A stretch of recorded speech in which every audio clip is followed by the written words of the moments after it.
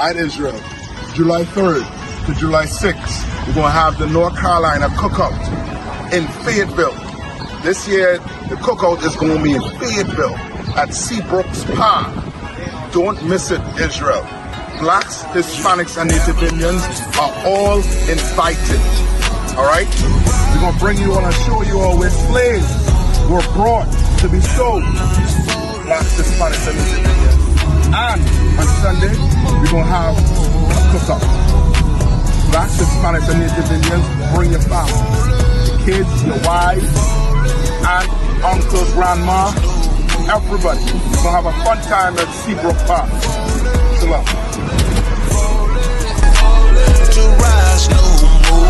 I'm taking a look in the streets. It's real every day what I see. We constantly searching for peace. My people just wanna be free. We tired of the cell blocks and the bullshit. That lying nigga in the I.S.U.P.K. under Commanding General Yahanna presents the first ever Carolina Cult Classic Cookout. The Cult Classic is going down in Fayetteville, North Carolina, July 3rd through to the 6th. You need to book your hotels now. Here are some of the hotels available right now. Embassy Suites, 4760 Lake Valley Drive. Call them now. 910-826-3600. Spring Hill Suites, 4750 Lake Valley Drive. Telephone 910-860-3000. Go ahead, book your hotels right now. The Oppressors 4th of July celebration is right around the corner as well, and hotels will be filling up quickly. Here are some more hotels to consider. Candlewood Suites, 4108 Legend Avenue. Telephone number 910-868-0873. And Home 2 Suites, 4035 Sycamore Dairy. Telephone 910-223-1170. It's going down July 6th, I.S.U.P.K. Carolina Cult Classic Cookout. Shalom. Time for my niggas to be an honor and a blessing. Under Commanding General Yahanna. Yeah. U.P.K shit, man, 1 West. Hey.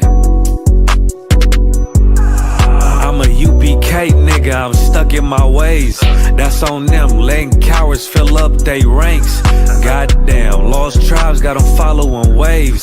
Loyalty a lifestyle, nigga, I'm just saying. Yeah, I'm a saint, no New Orleans, it's going up. Next spot, we at the B&B.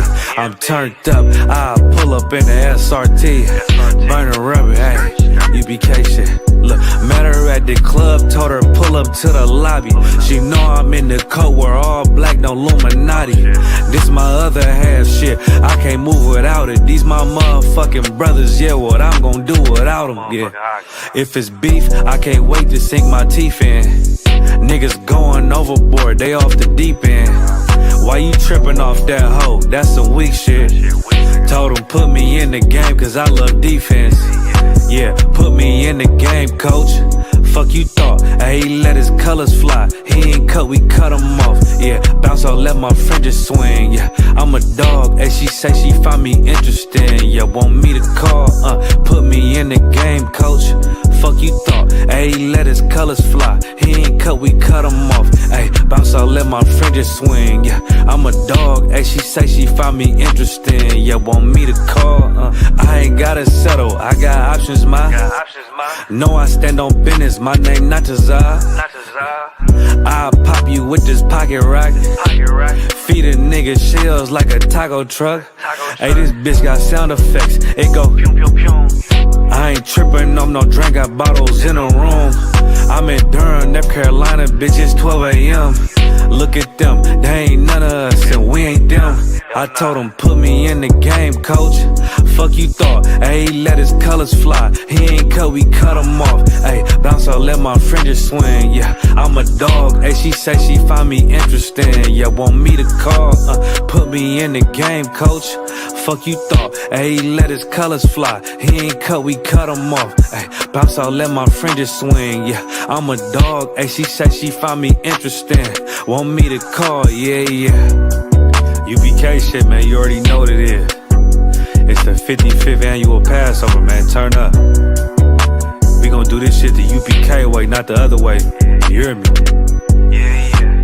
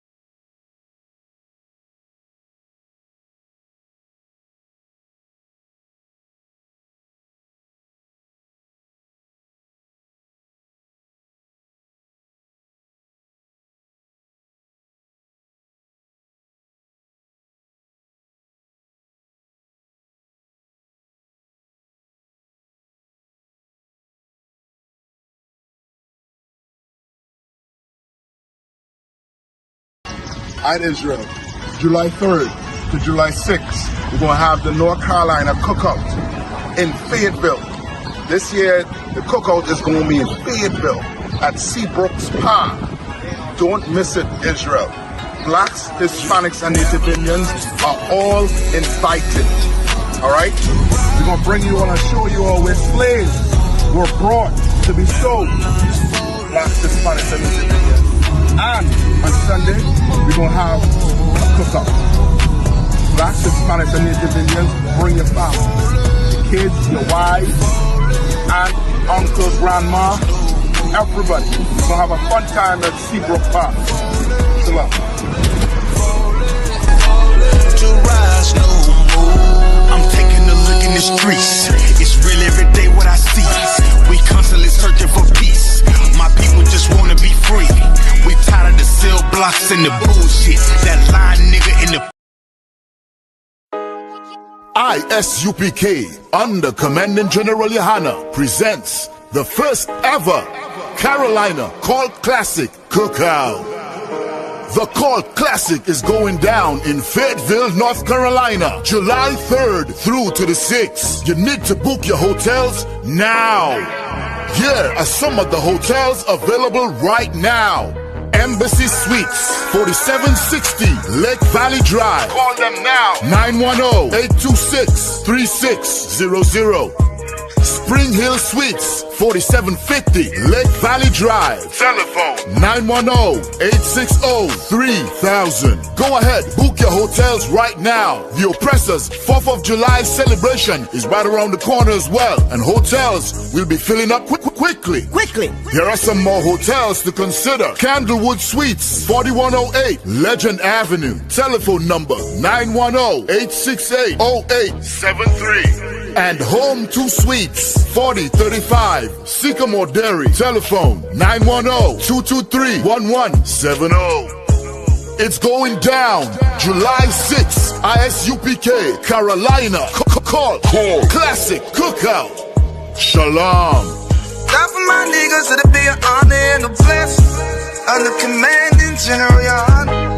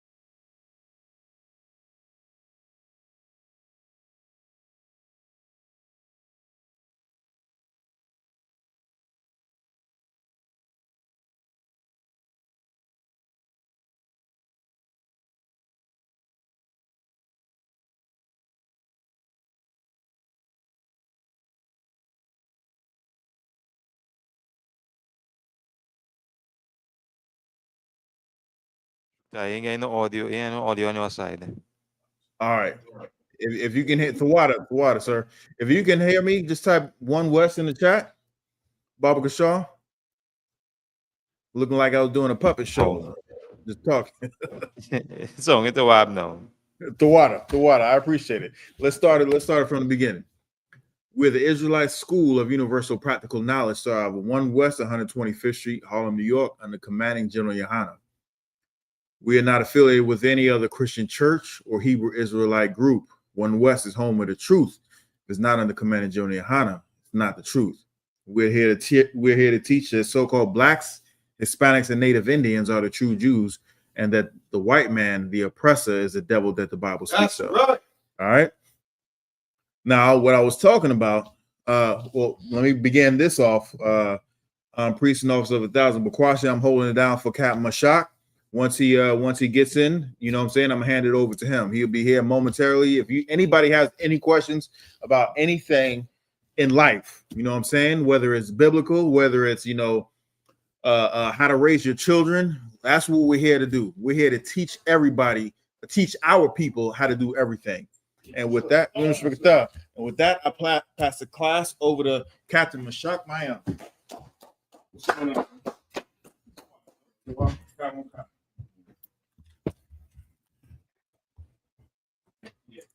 How you feeling, yo? So say again? I was gonna make a t-shirt like that. You can still make a t-shirt like that. It ain't gonna look fly as this shit. You know what I mean? Look on the other side, because this ain't gonna look as fly as this shit, because yeah, man. You're picking up what I'm laying down. I hope so. I hope so. You could make one. It just ain't gonna look like this. It ain't gonna drop like this. You know, it ain't gonna have the effect. Yeah, we gotta pay for that. Endorsements. Well, Yeah, Shem Shakta. yes, from chapter. Make sure you put your phones on vibrate too. Huh? Okay. Just give me one of it. Hey, two I'm good with it. Just one, sir? Yeah, for now. For now. We probably will get another one before the night is out. All right. So where we at? You had questions or something? Or none yet? Nothing yet? All right, let me know if you all have any questions. You all know tonight is scripture breakdown class, Washington, D.C. It's Captain Shaq Mayam holding it down in D.C. Every Wednesday, we do scripture breakdown / law class. All right. You could ask any question you want, get broken down. You'll know tonight, 10 p.m. on the Real General Yahanna channel. We go live, going through all them news stories. Check out Commander Yahanna every Monday night, 9 p.m. on that same channel, the Real General Yahanna. That son is the real deal right now. Yikes. It is the real deal right now. I don't shit you at all. You know what I mean? It's what shit. So what's the high when it's hot in Trinidad? What's the weather like? What's the temperature when it's absolutely just hot in Trinidad?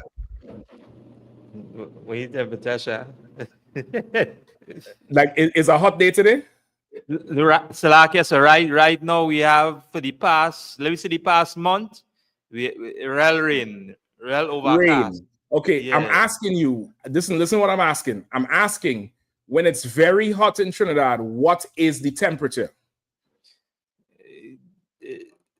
35. About let me say about 36 degrees. Depends 36, right? 35, 36. Okay, so 35, 36 is about, I want to say about 90 something Fahrenheit, 95, 97, 96.8. 96 Fahrenheit, right? We've been averaging about what? 102, 105 for the last 3 days. Wow. That's about 40 degrees Celsius, maybe 41. Yeah, I mean, with no rain, no breeze, there ain't no breeze. So there's no breeze blowing. There's no breeze blowing up. There's no breeze. There's no rain.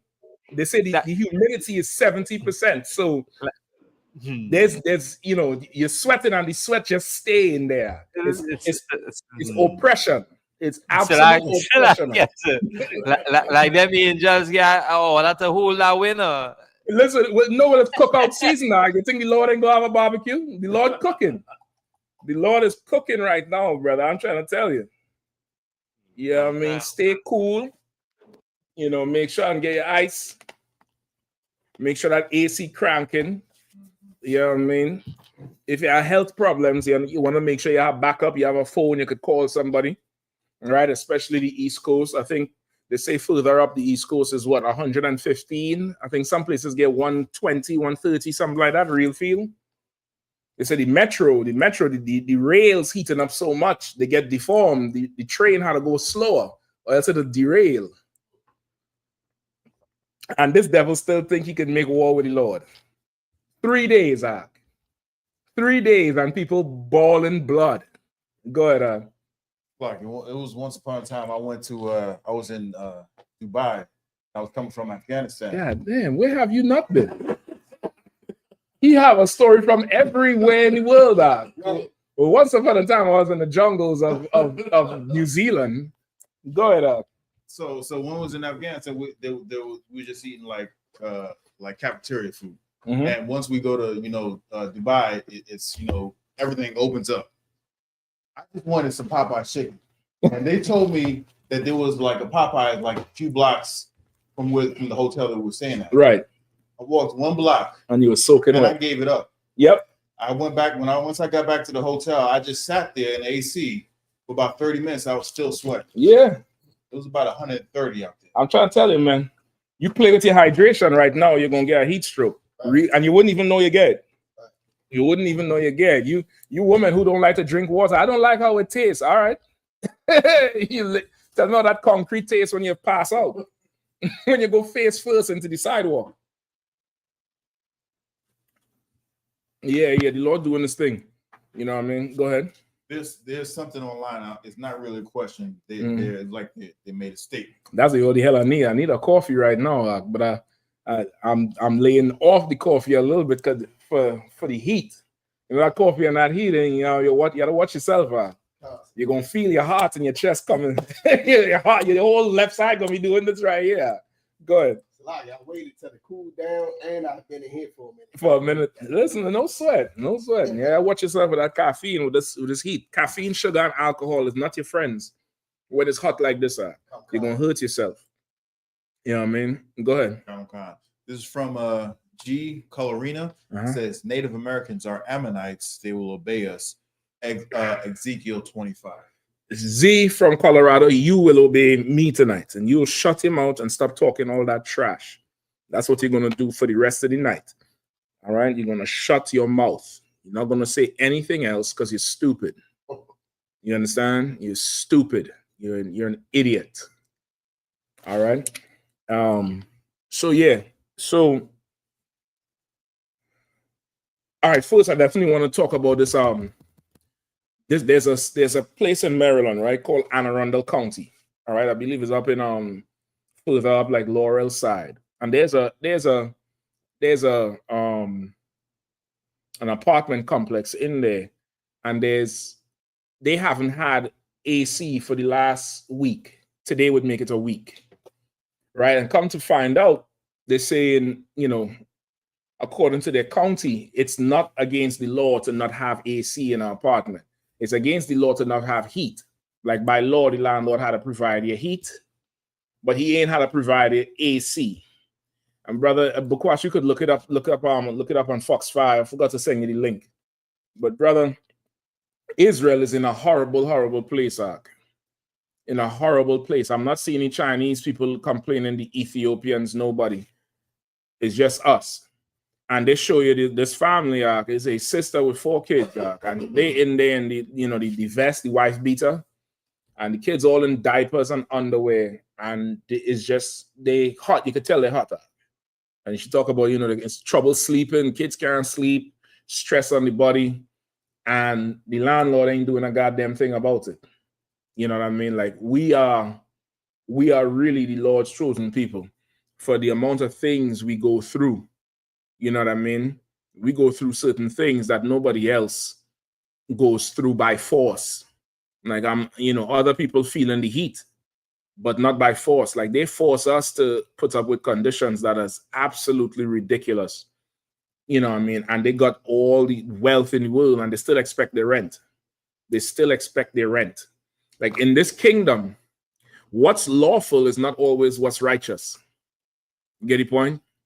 In this kingdom we in here, you still obey the law of the land, but what's lawful is not always what's righteous. They said according to the law, there's nothing you could do. Could they complain to the land tenant association, all of that? They say there's nothing you could do because by law they can't bring the landlord up on nothing. And she say it's been years. The landlord always say they'll fix it in 2 days. In other words, that's the code for in 2 days the weather would cool down. And it hasn't cooled down. It's been going up since last week. It was 90s, I think high 80s, then 90s. Then from Sunday, I believe it was 100 and something. Sunday, Monday, Tuesday, today, 100 every day. And as this thing progressed, by the third and the fourth day, that 100 that you'd normally be on the first day is not the same 100 because now the whole atmosphere is hotter. The ground is radiating back the heat all throughout the night. The next day, meeting more heat. It's just a more ridiculous situation. And to be in an apartment like that, that's not vented right. The windows ain't right. There's nothing, nothing that you could say, okay, people could fully live passion for the animals than they have for us. You know what I mean? Go ahead, Shepard. Lucky, today reminded me of when I used to live in Houston. We had a 108 heat wave for 2 months.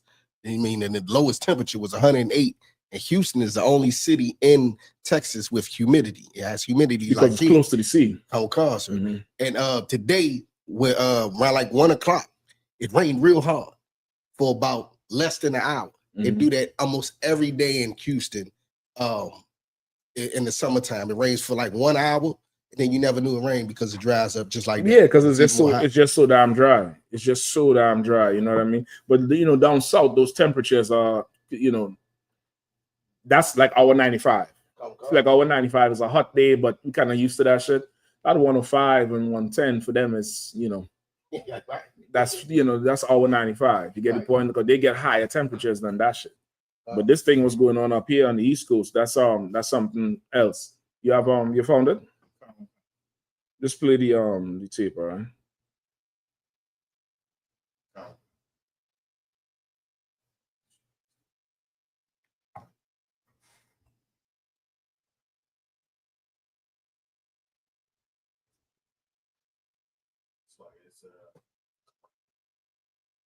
That's what. Let me know when.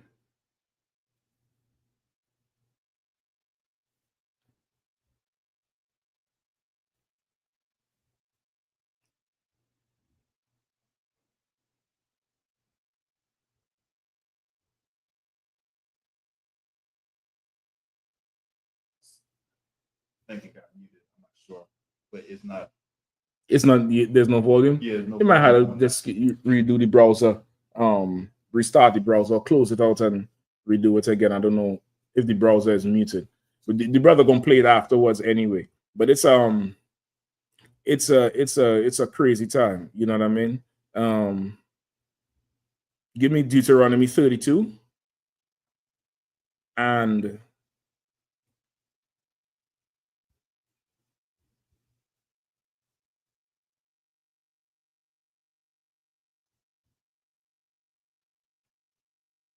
$15.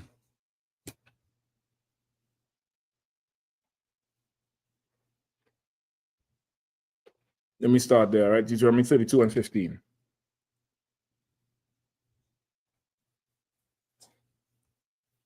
Come. Mm-hmm. Book of Deuteronomy, chapter 32, verse 15.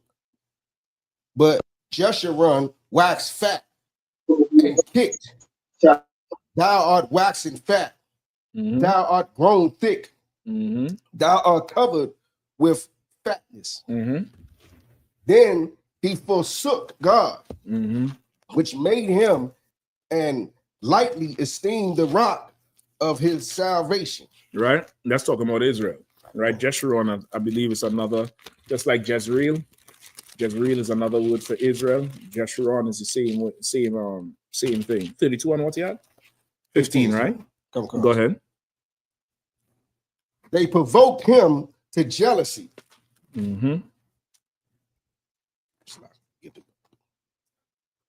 With strange gods and abominations provoked they him to anger. Mm-hmm.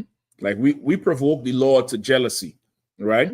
We provoke the Lord to jealousy. Where's the parts with the rock? And lightly esteem the rock of his salvation. Meaning what?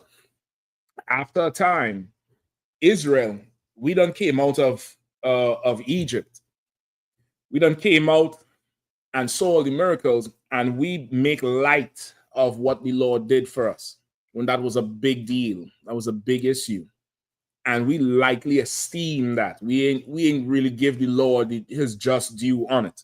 Right? That's why they say they provoked him to jealousy with strange gods. With abominations provoked they him to anger. And that's what we did in Egypt after Egypt, and we doing that today. We're doing it today with strange gods, following after, Caesar Borgia, following after the rock in Mecca, following after Rastafarianism, following after Buddhism, following after, whatever they worship in Thailand, following after every other religion except the God of Abraham, Isaac, and Jacob. Like, we would follow anything and we would put our all into it. We would learn their language, we would learn their cultures, we would learn their customs. We esteem their women, or women esteem their men. We go into these religions in a way that we would never ever serve the Lord with, and we provoke God to anger. Go ahead. I'm constant. They sanctified. Read it one more time. Read it one more time. 17. Verse 17.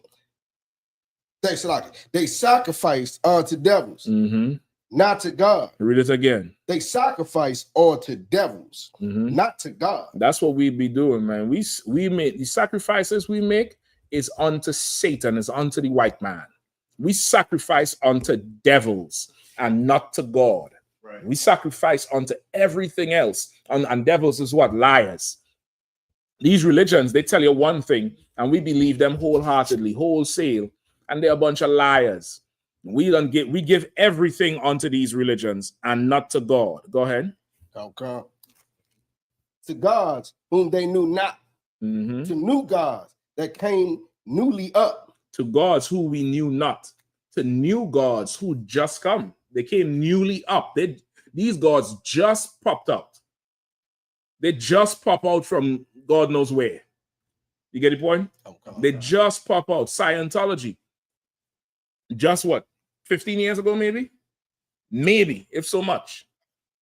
You get the point? We worship in these new gods and not the Ancient of Days, not the man who was there from the beginning. Go ahead.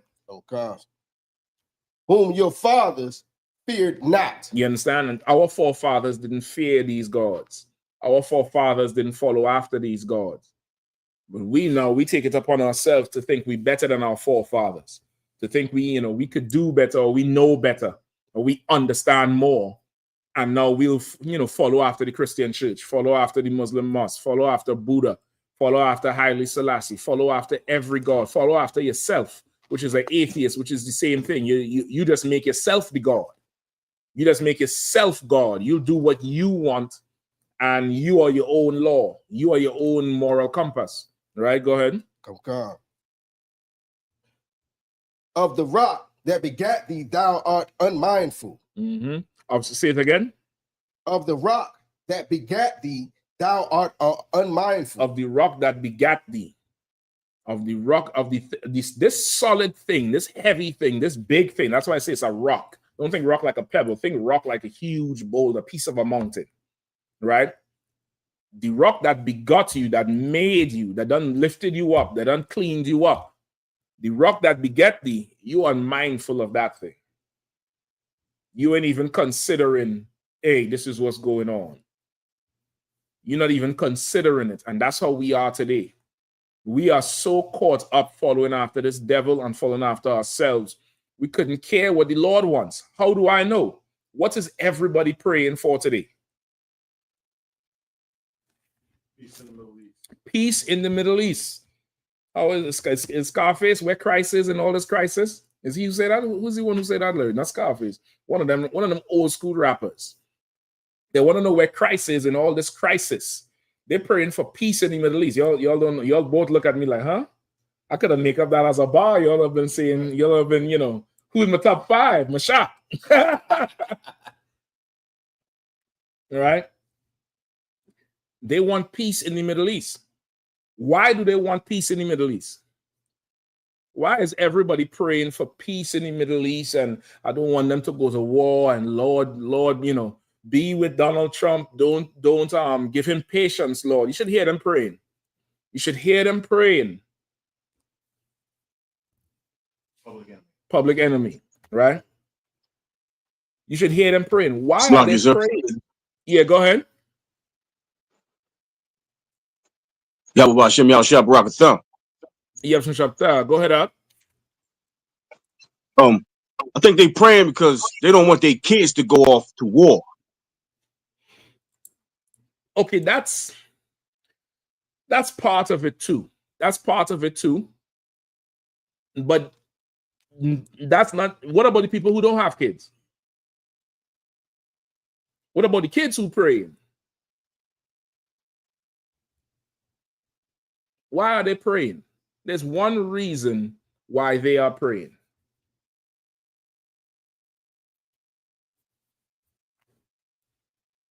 Who knows? Because of their pastors. You kind of answer it.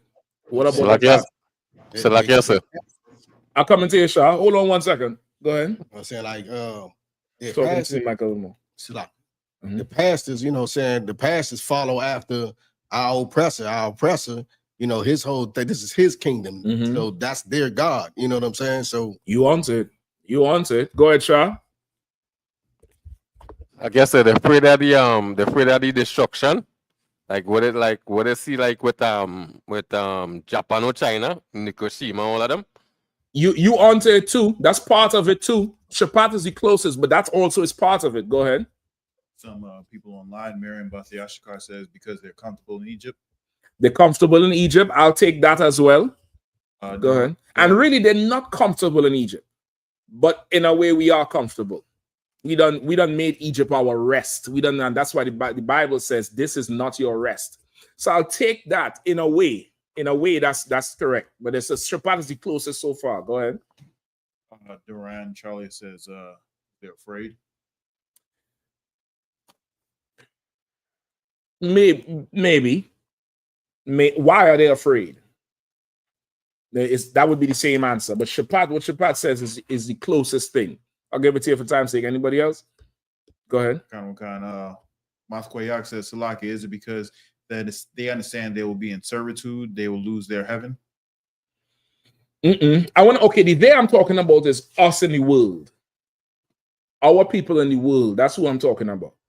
Right? And everybody else, of course, but mostly our people in the world. Go ahead. Another one, Antoinette Green says, want America to keep going. That's onto it. That is on. That's all the way onto it with what Shapat said. Go ahead, Shapat. It's Salaki, when you made the comment earlier about when we came out of Egypt and we made light of it, right?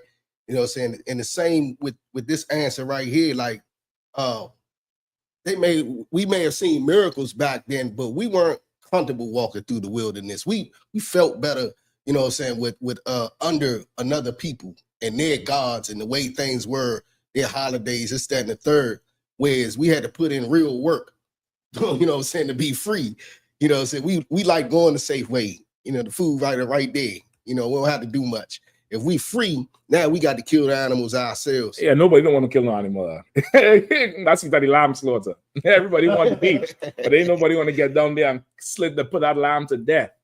Right? That's true. But that's a little bit different than this part here. Right? They're praying anymore, or are we good? Our people are praying for peace because the oppressor wants peace. Right. The oppressor wants America to continue, so our people wants America to continue. You ever hear the saying, if the slave master gets sick, the slave sneezes? You ever hear that? Or am I saying it wrong? We say, I've heard that. That's what it said. Yeah. That's where the saying comes from. We say, how is we doing today, boss? It comes from that point of, if the slave master is sick, the slave will sneeze. Like, we follow us. Once again, we follow after gods that are not gods. We sacrifice unto devils. We not to God, but to gods who they knew not. To gods that came up newly. These new gods. That's who it is we follow after. So because we follow after these new gods, now that the gods are going to war, we don't want no war. We praying for peace. We pray for this one and pray for that one and pray for everybody else. Now, I ain't seen nobody saying pray for the immigrants. Right. I ain't seen nobody saying shit, brother. I don't even know what's in them detention centers today. But brother, it's been 100 degrees. And I know the white man is the devil. Right. So who knows what them brothers and sisters and them children going through in them detention centers are. If there's any sort of ventilation at all, they're probably cooking I.S.U.P.K alive, or cooking, Zebulon alive, Levi and Benjamin alive in them detention centers. They're probably going through it in them detention centers, brother. Right. With this damn heat arc. It's absolutely insane. They show a plane today going up. I forget from which airport, American Airlines. And they show you fire coming out of the engine. You could probably find it on the internet too. Show you like little burst of fire coming out of one of the engines. So they were saying, damn, what's going on with the plane? Come to find out, just with the extra heat, the stress on the plane, it affects one of the timings with the engine. And it causes it to, build up and like burst for a second, like a burst of energy for a second. But it's something with the combustion, and it doesn't mean anything is wrong. The plane was fine. But brother, everything is melting with this damn heat arc. I would hate to think what's really going on in them detention centers. I would hate to really start to even imagine with the level of heat that's, really there. So Our people, we so, tied to our oppressor, tied to our slave master. Whatever he wants, we want. Whatever he fears, we fear. Whatever, he deems as evil, we'll deem it evil. Whatever he deems as righteous, we'll deem it as also righteous. Because we now have turned from our God to him and made him our God. You get the point? Somebody go ahead and read until the brother get back, all right? Right, we had 17 or 18. We'll start at 18. Anybody pick up, anybody online or anybody else, just pick up real quick, please. Deuteronomy 32 and 18. Of the rock that begat thee, thou art unmindful, and hast forgotten God that formed thee. And when the Lord saw it, he abhorred them because of the provoking of his sons and of his daughters. Read it one more time. And when the Lord saw it, he abhorred them because of the provoking of his sons and of his daughters. All right, the Lord saw this and he started to resent Israel. He started to hate us because of the provoking of his children. You get the point? He provoked, like we started to provoke him. Keep going. And he said, I will hide my face from them. I will see what their end shall be. For they are a very froward generation, children in whom is no faith. Brother, read that one more time. And he said, I will hide my face from them. I will see what their end shall be. I will see what their end shall be. Meaning, I'll turn away. I'll turn away from them. I'll hide my face from them. That's what he's meaning, hide your face. Meaning, I'll turn away. I'll turn like man. You turn your back on me like that. I'll turn my face away from them. I wouldn't be looking at their plight anymore. I wouldn't be looking at what they're going through anymore. I wouldn't have the compassion that I would normally have. I'm turning my back on them. I'll see what the end will. I'll see how well you do without me. That's what the Lord is saying. Because we don't want to run after every God, every slick talking preacher, every anything that glistens and shine, we'll run after. I'm doing some of this research on Iran, brother, and Iran got one of the oldest empires on the earth. One of the oldest empires. There's older ones that's more pure than them, like Moab and them. But Iran got, existing damn near 4000 BC. I think that's when they fully started with that whole Persian Empire and remained how they were, exchanged a few governments, but that's the same, almost damn near the same people. It was Elam and now it's really the Arabs. It's kind of like the damn near the same people for so long. Yet still, we'll trade our God for any damn thing. Them fools ain't trading no God. They might trade their leaders, but they ain't trading that God out. They're worshiping that rock. They're still worshiping that rock. Right? Go ahead. For they are a very froward generation, children in whom is no faith. Children in whom there's no faith. And that's who we have become today, man. We have become a nation of people with zero faith, with zero trust in the Lord, with zero understanding of the Lord. And that's why we pray for peace. That's why we pray that, there'll be no war.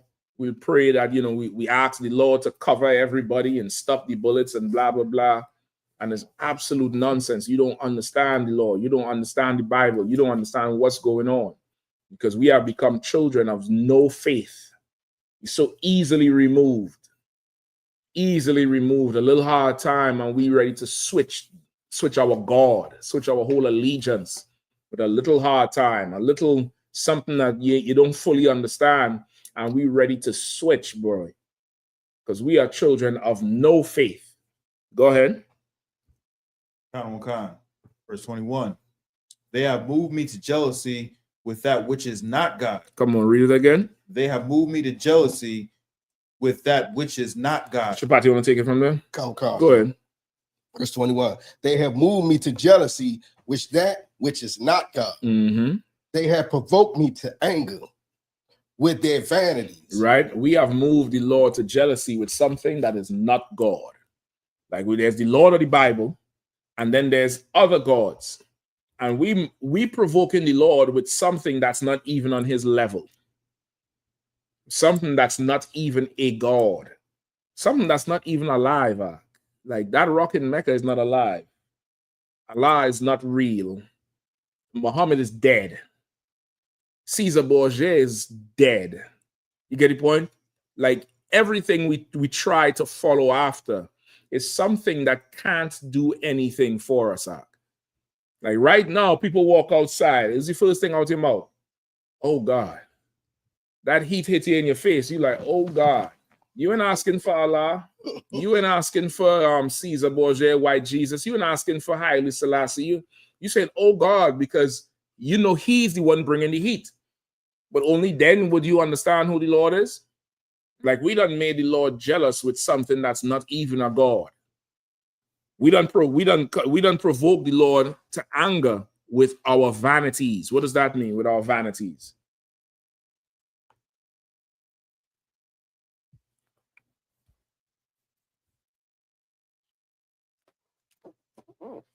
Our idols.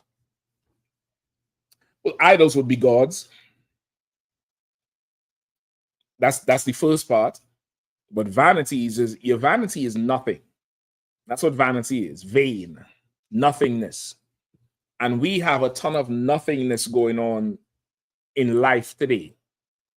Just nothingness. Just, nothingness. Children are killing themselves over Instagram, a like. Some shit that don't exist. You understand that? Like there's kids that's committing suicide over numbers on a digital platform that you can't take to the bank, you can't eat it, it can't make you warm, it can't cool you off, it can't change your height. It's a ton of vanity, this life we live in, right? This modern life. It's ridiculous. We put a lot of emphasis into shit that don't matter. You get the point? Like none of that thing matters.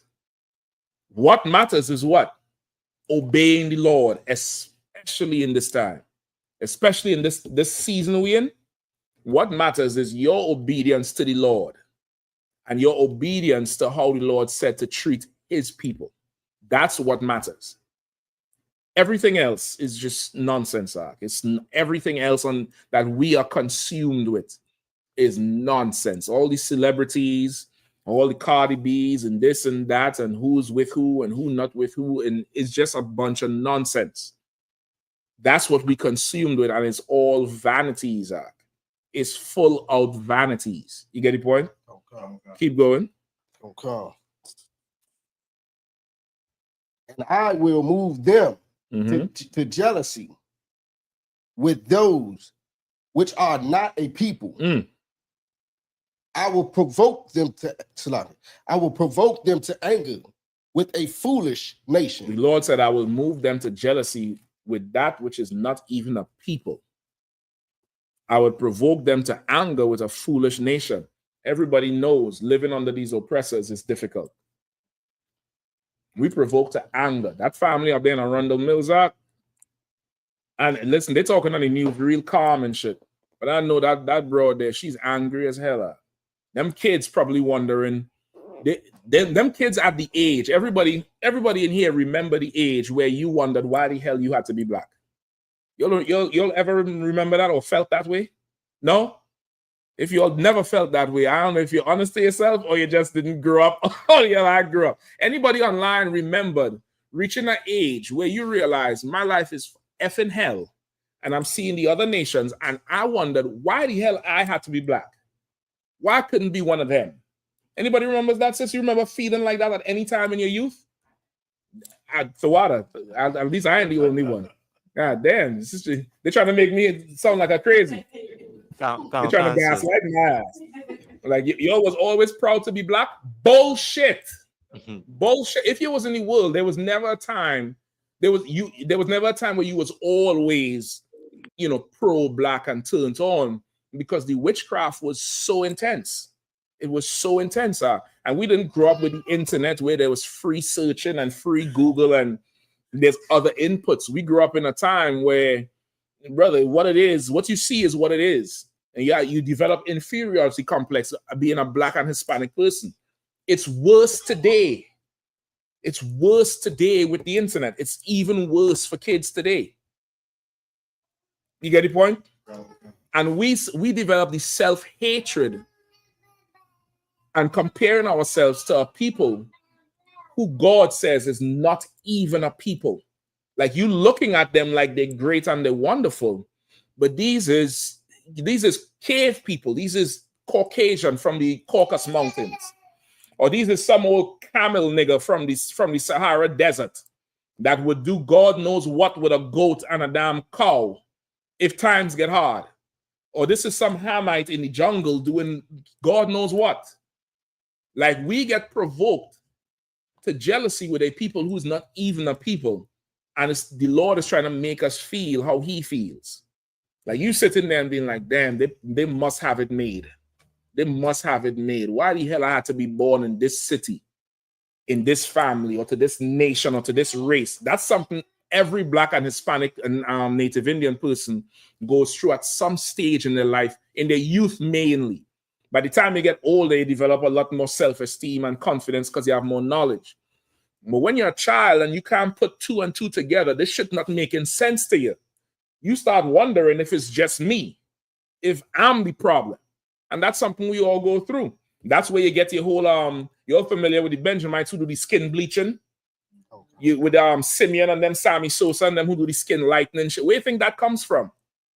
You hitting all kind of home runs, and yet still when you go home, that thing in the mirror is not good enough.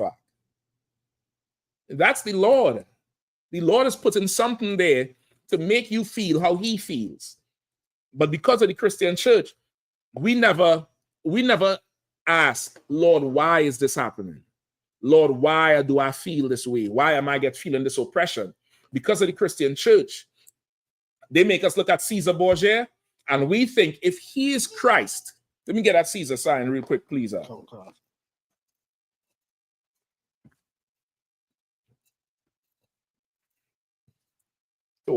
We think if this man is Christ, who is the greatest man to ever walk the earth, hands down, doing miracles, walking on water, raising the dead, giving the blind sight, healing the deaf. If the greatest man to walk the face of the earth is a white man, surely I'm not him, and there got to be something wrong with me. That's your Christian church, that's your Muslim mosque, that's all your religions, because it's all white supremacy. It's white supremacy, and it's meant to make us say, where's our God? God, why am I feeling this way? Why does he get everything? But the church tells us this is Christ, and this is who you're supposed to love.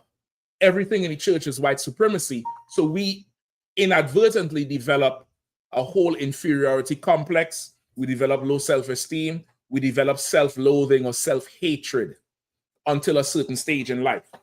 You get the point? But the Lord really, he's provoking you in a way that you now would turn to him, and we don't turn to him.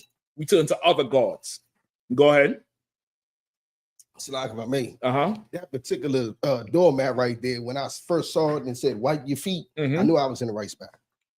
Listen, you're a different type of breed, Shapad. You're DC Moa. You know what I mean? You know what I mean? Not everybody born DC bred and Mo. You understand? Our mothers, brother, you're a different brother. Majority of people see that on the floor and step over it. Oh, God. That's the majority of people who will see it on the floor and be like, oh shit, and step over it and would not do it. Would feel uncomfortable. It's meant to make it feel uncomfortable. Outside, and many people can beat the heat staying inside in their air conditioning. All right, what's that? What are we talking about now? That's the story that you saw. All right, let me finish this. I'm gonna come right back to that. All right, just hold it. All right. The Lord said, I'll provoke them with a foolish nation. And brother, we have been conquered by a nation of foolish people. Absolute foolish people. Their leader, Donald Trump, at one time was saying you could drink bleach to cure COVID. You all remember that shit? He said you could just go ahead and drink bleach and cure COVID. We are ruled by a foolish nation of people, brother. an absolute foolish nation of people. Idiots. Right? Go ahead. Whoever's reading. Verse 22. For a fire is kindled in mine anger. Say it again. For a fire is kindled in mine anger. Say it one more time. For a fire is kindled in mine anger. For a fire is kindled in mine anger. The Lord anger is burning hot like a fire. Like even amongst Israel today, you'd hear people say, man, I'm hot. It doesn't mean I'm feeling warm. It means you're angry. Something got you heated. Okay. The Lord said, my fire is kindled. Go ahead. Okay. And shall burn unto the lowest hell. And shall burn unto the lowest part of destruction. The lowest part of that's what hell is. Hell is destruction. That condition of being destroyed will burn unto the lowest part. And brother, we in that today. We in the lowest of the low. We in the lowest of the lower.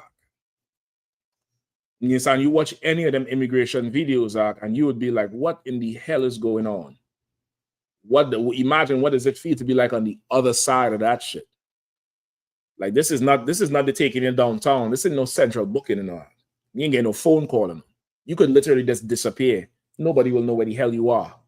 It's done happened before. You know how much children they lose in them detention centers? Just gone. Like the Lord's anger, man. The Lord, he tired of the shit we worship. He fed up of it. He fed up. He's a father. Imagine a father comes in the house, brother, and shit ain't done. He might just tear up the whole place. He might just go at everybody because ain't nobody listening to what the hell he had to say. He might make life hard for everybody. And it's meant to make you do what? All right, I'm going to do what you want. What you want me to do? It's meant to make you yield. And we don't yield. We just go to the neighbor. We go to the neighbor and try to serve the neighbor. And then if that don't work, we go to another neighbor and then go to another neighbor. And then, that's that. And we turn our back on the Lord. So now he in the house is like, well, you don't want to deal with me? I'll turn my back on you. Let me see how you deal with out there. And that's how we get up under these nations. That's how the Chinese is over us. The Africans is over us. The Ethiopians is over us. Everybody is over us because we don't want to deal with daddy no more. We rather go serve them. We rather, do them. And now it's disrespectful because imagine your father walk out and the neighbor got the kids and is like, yeah, he ain't shit. I could take care of his kids better than him. That's what's going on with the Lord and all. That's what all these other nations is doing with, damning the spirit to the Lord. You get the point? And we aiding in it. So when he say, I'll turn my back on you and let me see how you fare without me. And we've been crying, oh God, for over 400 years. We've been crying, Lord, please help for over 400 years. And he's saying, oh, now you want no help. When I gave you these laws in the garden, you didn't listen.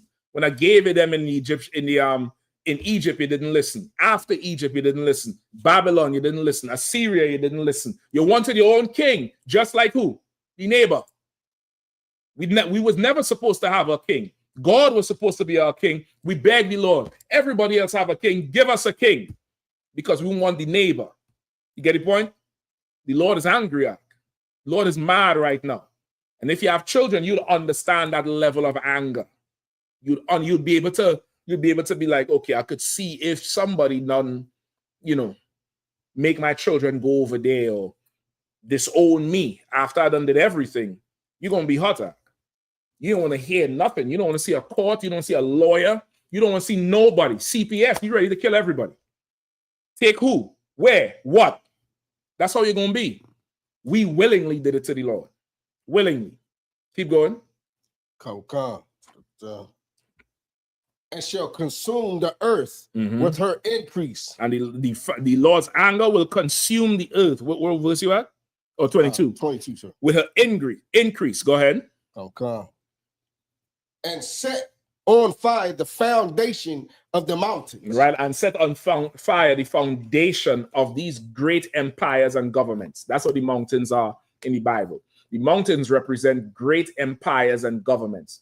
And the Lord's anger is setting fire to these great empires. What's going on in Iran right now, the Lord wants it to happen. What's going on in Gaza and Palestine, and with Israel and with Ukraine and Russia and Pakistan and India, the Lord wants that to happen because the Lord is angry and he's setting fire to these mountains down to the foundation of them. Go ahead. It's like me. Come on. Also, that for anybody who's trying to say is a heaven and hell imaginary place, there you go, right there. The Lord's anger is hell on earth. It's on earth. Go ahead. Come, sir. Verse 23. I will heap mischiefs upon them. I will spend mine arrows upon them. And what would he say he'll do? He'll heap mischiefs upon us. He'll heap mischiefs upon us. Our life, brother, is hell from the Lord and nobody else. The white man is still the devil. He is still the devil. But if the Lord wants, he'll pull us out of this if we turn to him. You get the point? Like right now, we're going through it because of our disobedience to the Lord, because we've worshipped other gods, because we've betrayed the Lord before the earth. The Lord done made us into the greatest people on the face of the earth, fastest people, best music, best food, smart, most intelligent, most good-looking people on the earth. And we'll turn to what? Islam. We'll turn to Christianity. We'll give all praises due to some rock in Mecca. The Lord ain't gonna let that shit slide out. He's not gonna let that shit slide. Go ahead, Shapat. Salaki, sir. Can this be used also as also World War III? He says he gonna burn the foundations of the mountains and he gonna spin. What do you think I'm going into? I'm trying to walk down the lane. You done blowing up my spot. I'm trying to creep through the ends. You come up with a big flashlight. Yo, what's up? That's where I'm going with it. That's exactly where I'm going with it. Go ahead. They shall be burnt with hunger and devoured with burning heat. And we getting that heat right now. That heat is record setting. They say we're gonna be burnt with hunger and devoured with burning heat. I don't know what else to tell you. I don't know what else to tell you. Lord be with you, brother. Best know that I'm praying for you. Listen, I sat down there last night, brother. I'm like, boy, it's hot at night. It's like 85 degrees, 6 o'clock in the morning. Imagine you don't have no house. Imagine the shelter full. Where you sleeping? Under a bridge? Like where would you really be? Imagine you're in them detention centers, some big old warehouse where nobody knows. And there's no, the ventilation fans, the spinning things. Imagine none of that is on the roof. There's no AC. You're just in there. No running water. Brother, we in bad times. You ain't got no time to pray for Iran. Trump went to where was Sweden for the NATO meeting. Where that was? Sweden or Switzerland yesterday? Netherlands. He flew. Yesterday he was cussing everybody out on the damn TV.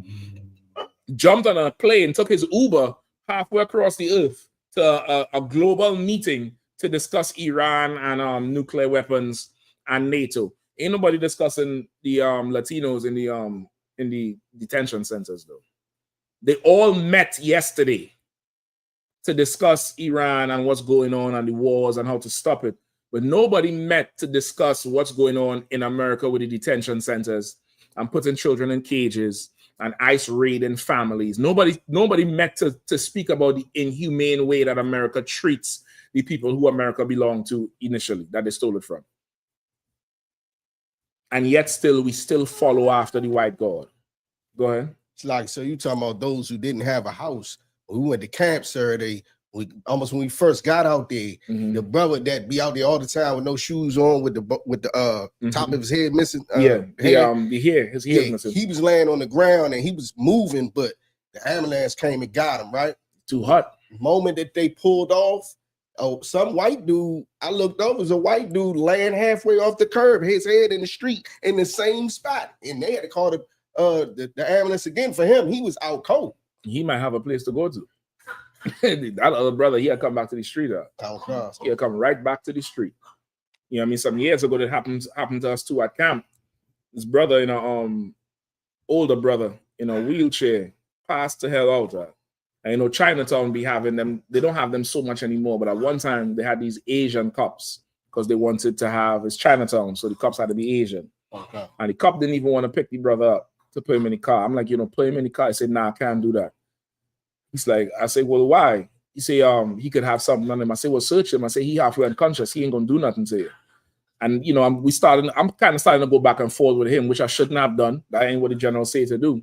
But that shit, watching that older brother like that, it bothered me. This chink went into the damn car, put on gloves to come pick the brother up, and then is asking me and the other brother there to pick him up. He don't want to touch it. Of course, we did the job, but this motherfucker here, like it cemented my disdain for these heathen. They have a certain hatred for us that's taught to them. It's taught to them, and you have to understand that. Once you understand that, you could live in the world without going crazy. While we are taught through Christianity to love everybody and give everybody open hands and just welcome everybody, they are taught to protect their own and to never share and to never have no compassion on you. We thought to love everybody. And you wonder why we lose every race. If you're running a race, would you stop to give everybody water? Or would you run? You'd run. Well, our race is a losing race because we want to go give everybody water. We want to make sure everybody got shoes on. We want to look after everybody's kids while they run the race. And we say, well, listen, our love will make us win. All that bullshit you be hearing. Put love into the earth and the earth will just give you back love. Okay, where's that at? Where's that at? What are we talking about? That's our religion now. And that pisses the Lord off because he's watching us make these mistakes like you would watch a child make a horrible mistake and want to help. But the problem is the child is down with the bullshit. It's down with the program. Right? Where we at? Okay. 24? 25. Mm-hmm. I'm stopping the top. 24. Let's go 24. Yeah, there was 24. My bad. Mm-hmm. They shall be burnt with hunger and devoured with burning heat. And with bitter destruction, I will also send the teeth of the beast upon them with the poison of serpents or of the dust. Right? He will send the teeth of beasts and the poison of the serpents of the dust. Of course, this is both literal and metaphorical. This is, of course, the wild beast and the snakes and the serpents and everything, but also the beast of the nations, the other nations. They're devouring us and they're poisoning their lives. There's the snake, like the snake with Eve in the garden. The poison was the lie. You're going to be a god if you listen to me. You get the point? Okay. Lord is setting all that on us. He's trying to turn us back to him. He's making our life hard. Right? Go ahead. Okay. The sword without and terror within will destroy both the young man and the virgin, the suckling also with the man of gray hairs. You understand? Like what's going on now? What they're saying? What they're talking about now in DC? Besides the stadium they want to build for the football team. Besides what else? Besides Trump, there's something they're talking about in DC right now. DC government. You better be paying attention. They're talking about gun violence intervention. How to stop all these crazy shootings that going on that is taking the lives of more young people than anything else. I think guns is the #1 killer of young people in America. Look up that stat for me. I think gun violence. Yeah, do you think? I think gun violence is the #1 killer of young teenagers or young people in America. Accidental shootings, on purpose shootings, accidental on purpose, whatever it is. I think it's the #1 or #2, something like that. And they're talking about it right now in the DC government of, you know, how to stop it. How to stop it. How is this going to stop? This is only going to stop if you reinstate the rightful Jews to who they are, the title of it. Right now, you honor the white man as being the real Jew, and he's not. The real Jews are the ones who died in the streets of DC, who died in the streets of Chicago, who died in the streets of California, who died in the streets of Mississippi, died in the streets of Kingston, Jamaica, or Trinidad, or Grenada, or St. Vincent, dying in the streets of Brixton, UK, dying in the streets of Breda in Netherlands, dying in the streets of France, dying in the streets of Martinique, dying on the reservations and the barrios. That's who the real Jews are, according to the Bible. What you have? It's a leading cause of death in children and teens from 1 to 17 since 2025. Well, meaning now. Since 2020. Since 2020, it's been a leading cause. Is the leading cause of deaths from children 1 to 17. Guns. It's written right here in the Bible. Read the scripture again. Mm-hmm. Where he at? Verse 26, 25. 25. Mm-hmm. Deuteronomy 32 and 25. The sword without and terror within shall destroy both the young man and the virgin. Shall destroy both the young man and the virgin, both, because they're both the same. Virgin means a young woman of marriageable age, just like a young man, 16, 17, 18. Now he's looking at that age where he's now starting to look to get married. You get the point? Like he could actually begin to start a family. Both of them going to be destroyed by the sword without and terror within. Being terrorized, being scared of what's going on. You don't want to go outside because they're shooting outside. You don't want to go outside because it's ice. You don't want to go outside because it's too damn hot. You don't want to go outside for what is you. The white man going everywhere, doing everything. But the terror is on us. It's on us. Keep going. The suckling also with the man of gray hairs. The suckling also with the man of gray hairs. You say as young as 1 year old. The leading cause of death. At one time, the leading cause of death for a 1 year old was SIDS. You ever heard of SIDS? Sudden infant death syndrome. That was the leading cause of it. Now, somehow the gun making it into the crib. Come on. Before that, car accidents were the number one. The number one cause of death for 1 year olds or toddlers. 17. Crazy. Yeah. And then it says, you know, the black teens are disproportionately represented in being killed. No shit. So that's surprising, right? You don't understand who these people in the Bible is. Go ahead. Sir, I just had a question far as like the suckling or the young ones that's dying off or getting killed. We could use that as the abortions as the homicide, right? Okay, not for you could use it. You could definitely use it as an example, but it literally said the sword without and the terror within, because it said the suckling. The suckling is a baby who's out the womb. You get the point? Like it's suckling, it's nursing. So you could use it. It's just not the strongest one for abortion. The best one for abortion is not the best, but it's a good one with in Egypt with the midwives. All right. That would be, you know, your abortion. That would be a good one for the abortion where they was told to kill the baby, the firstborn, as they come out. Any male that come through, they would put the male to death. You get the point? That would be like what you call a late term abortion. You start doing that right now. There's other ones too. There's escaping me right now, but I wouldn't use this specifically for it because it talks about the sword without and terror within. You get the point? Sir, the water. All right, no sweat. Where we at? Sir. 26. Sir. Verse 26. I said I would scatter them into corners. I would make the remembrance of them. He said, I said, like this is a battle rap. You know, the battle rap go crazy. And he said, I said, I said I will scatter them. Like the Lord is angry. The Lord is angry with us. Go ahead. Read it again. Oh, God, sir. I said, I would scatter them into corners. Mm-hmm. I would make the remembrance of them to cease from among men.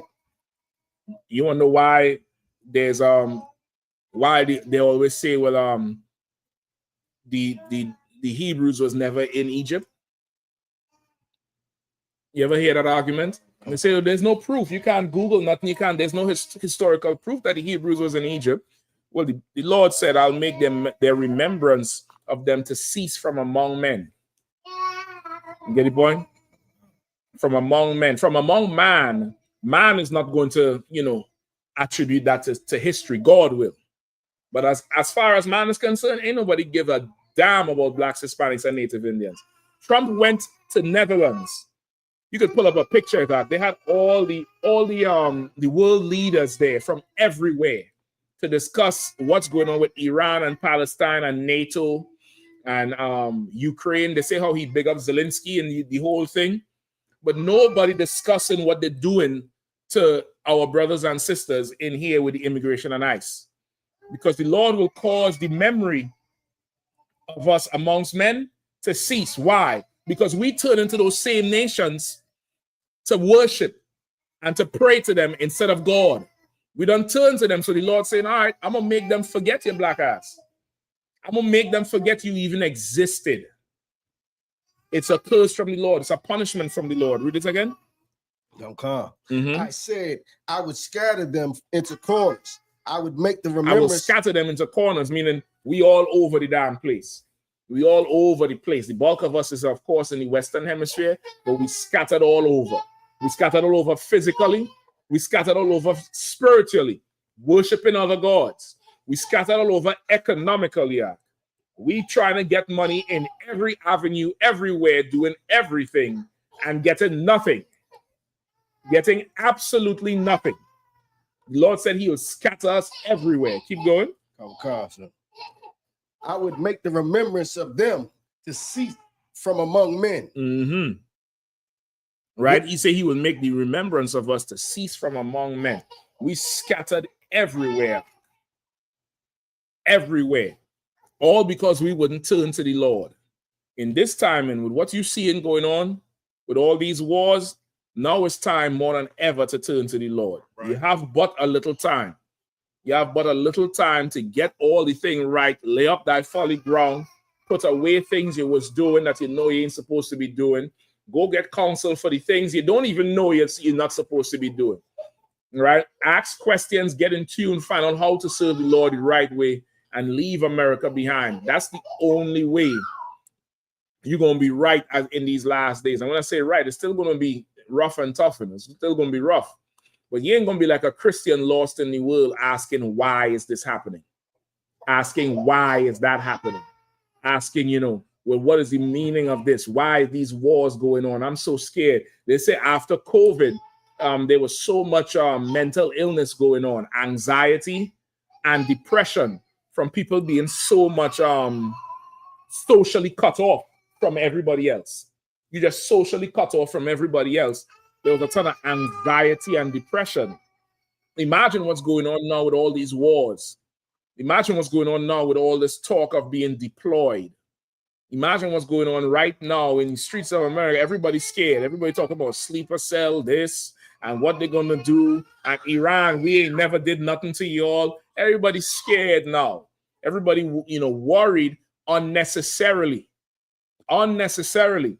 Imagine you've been kidnapped. Imagine you've been kidnapped and taken to some house somewhere. You don't even know where it is. And you're getting beat every day in that house and abused. They're not feeding you right. And the people who kidnap you, they come in and they take turns and abuse you and make you work for them and build their house. And you just in there. And one day you go to sleep and you get a dream. And some man comes to you and tells you, listen, man, what they did to you was wrong. What they did to you was wrong, but your salvation is coming. And you say, well, what's the sign of the salvation? And that man tells you, they're going to stop beating you and they're going to start to beat each other. They're going to start to argue. You're going to hear it from the basement. You're going to hear them arguing and throwing pots and pans. Then you're going to hear them fight. Then you might hear them make up. And then they're going to fight and fight more. That's a sign your salvation is near. Somebody gonna kick in the door soon. Another sign is the house gonna catch on fire. When that house catch on fire, you look to get out. Make sure you're not part of the house, because outside the house is somebody ready to take you away. But if you want to stay, you're gonna stay. But if you're ready to roll, somebody's taking you out of there. That's what's going on today. You would look forward to that. If one day you heard them arguing, you're gonna be like, oh boy, it's close. And you notice you ain't getting beat that much anymore because they're busy beating each other. They're busy just throwing pots and pans at each other. One day, one side of the house catch on fire. Would you try to put it out? Would you go and blow on it? Out. You try to put the shit out? No. That's what you do when you're praying, Negro. You're trying to, you ain't gonna do it, but you are trying to put the fire out. You are trying to do it. You're going up there and say, y'all don't fight. Boss 1, boss 2, master and master. And then they take time off to beat your ass for even talking to them, and then they go back to fighting again.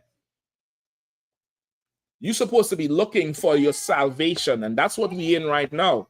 Them Iranians and America and Israel, let them fight each other, man. Let them fight each other. They put you in slavery. They put you in slavery and benefited tremendously off of you. Let them fight. Let Russia and Ukraine fight. Let Pakistan and India fight. Let them do it. Listen, there was a time they would say, let the Bloods and the Crips kill each other, and we'll just come and sweep the bodies up. That's what they would say. They would say that. Down there in the Caribbean, in Jamaica, they had the JLP and the PLP, two political parties, and they had two white men, Edward Seaga and Norman Manley. And they would have black people killing each other. That's where you get the shower posse from. One of them parties sponsored the shower posse. It was a political gangster party. You get a political gang. In Trinidad, the East Indians would say, let them Negroes in them areas like Laventil and Mova and John kill each other. Let the cockroaches kill each other. We'll sweep it up after. They done said it for so long. Why are you praying for peace for them? Why are you trying to stop what they need to do to themselves? It's justice. They did it to us for so long. Now it's time they do it to each other. Go ahead. Salaki, the way you put it with the whole house thing and burning and them fighting, it sounded like they made Cinderella a spinoff of that same analogy. Listen, I wouldn't doubt it, Talk. I wouldn't doubt, because remember, she wasn't one of them. She wasn't one of their children, right? She comes with somebody else. I wouldn't doubt it, Doc. Every movie in Hollywood, okay, Hollywood is run by Jewish people. Okay. In the music industry as well. And most movies, I wouldn't say every single one, of course, but most movies, especially a big blockbuster movies, once you see they have like a Jewish director and writer, it's some version of a biblical story. It's some version of it, adaptation of the whole thing.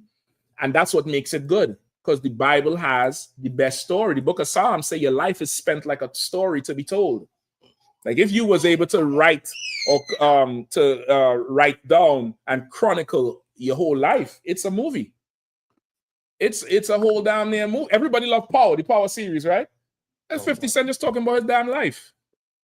It's his life, You realize, you all know that. That's his damn life. You get the point? The music, the hip-hop music is brothers singing about shit they did. And that's the most popular. What the white man gonna sing about? Slaves? The businesses? Nobody don't want to hear that. Our life is the greatest story to be told. So when you look at Hollywood, I watched a movie just the other day. I forget the name of it. But it's about these ex-military snipers they was hiring to guard some gorge between two mountains. And in the gorge is they make it seem like it's some pathway to hell. That's not what it was. They was doing science experiments and the shit get out of hand. And they don't want whatever they created down there to get out. So on one side is the eastern side, the Europeans, Russia and Albania and them, and they send one sniper a year. And they're in a big tower. And on the other side is the western side, which is America, and they'll send one sniper a year. And the rules is you're not supposed to talk to each other. You can't talk to each other, no communication. You're there for 365 days. And all you got to do is make sure and set the automatic guns, all the 50 calibers, set all the landmines, because whatever they have down there crawls up every now and then. And the movie is about America sends a man and Russia sends a woman. And shortly after, they both started communicating. And then the man zip line across. And then there was a scene in there where he went to bathe and he was naked. And then she brought him clothes and they went to eat. And of course, the things crawl out and everything went to hell. That's Adam and Eve. They got rules. It's a man and a woman that got rules in the middle of nowhere. They have food. They have protection. Everything is there for them. They ain't had a want for nothing. They had to just obey these little rules and everything would have been good. They didn't. Everything went to hell. The whole place had to blow up. It's Adam and Eve in a variation. You get the point? Like they always do it. So you look at our life. Our life is the best, story to be told, even in our destruction. Even in our destruction, our life is just, the best thing to put on film. Go ahead. Like Star Wars is another one. Go ahead. How did you paraphrase the Psalms again? Our life is spun what? Our life is spent like a story, a tale. Hold on, it's in Psalms. He about to make a song out of that. Psalms 90 and 9. How cost? Read it real quick. How cost?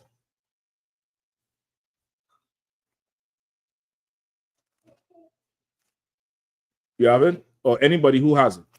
Psalms 90 and verse 9. Go ahead. For all our days are passed away in thy wrath. Right? All our days are passed away in thy wrath. Meaning, the way we live, our life, we make it normal. But we living in the wrath of the Lord.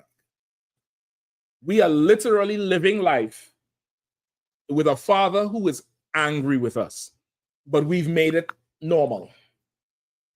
All our days are spent in thy wrath. Go ahead.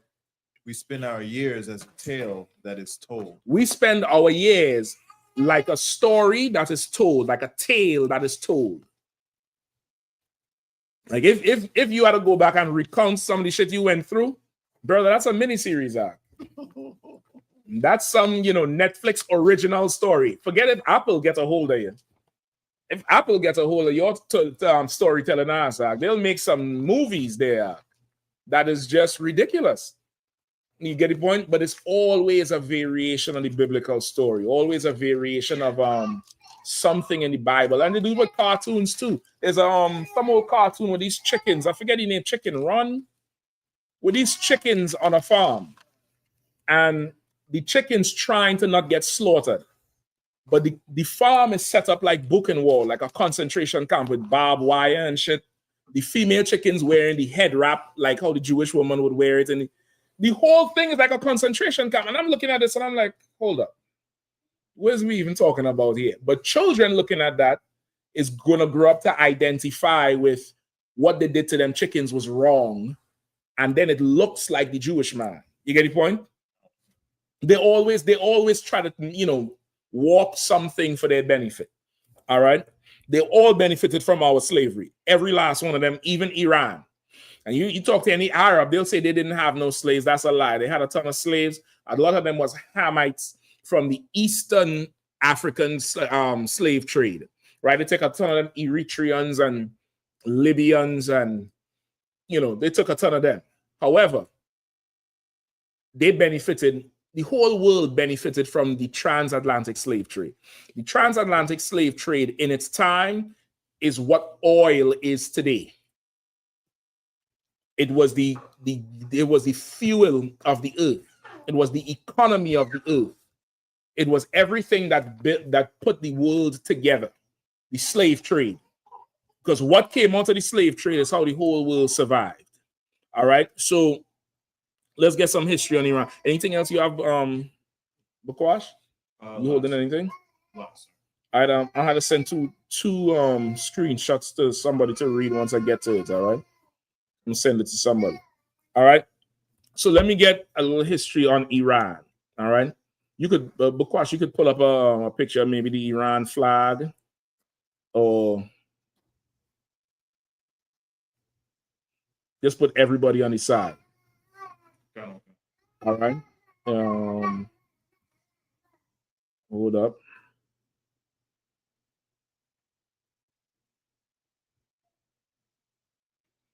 Okay.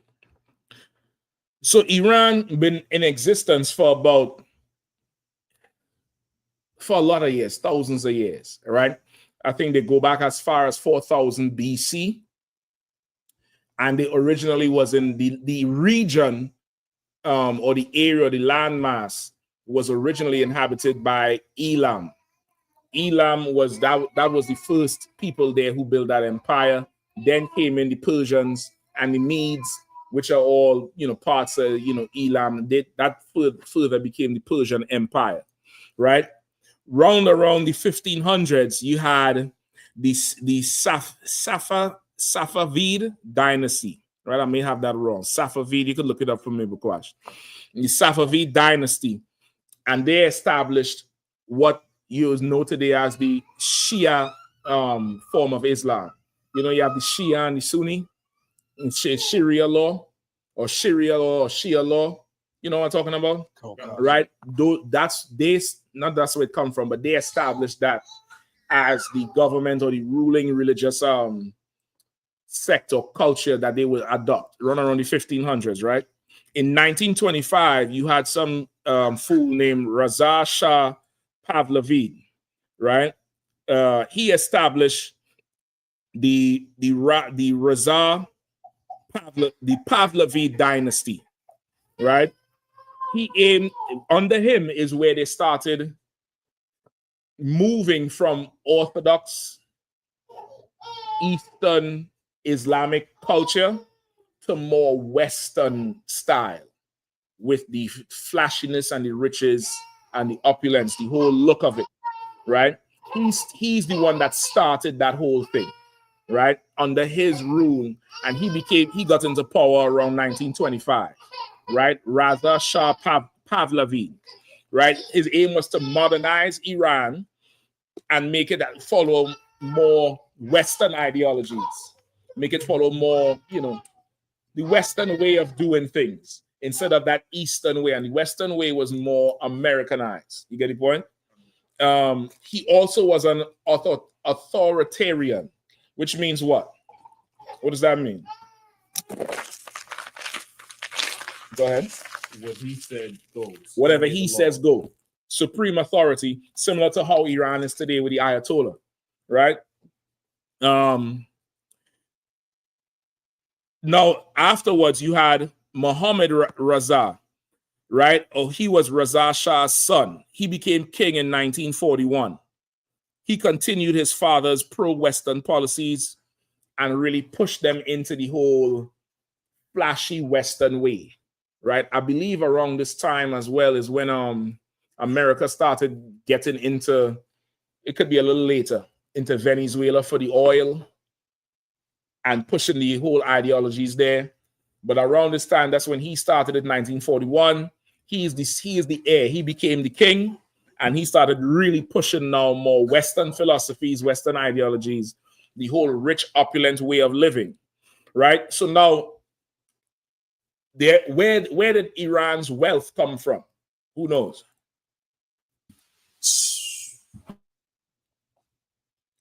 Somebody was saying something?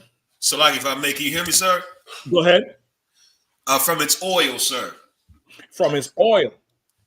Now, Iran's oil, they got their wealth from their oil, but was they really getting any wealth from it?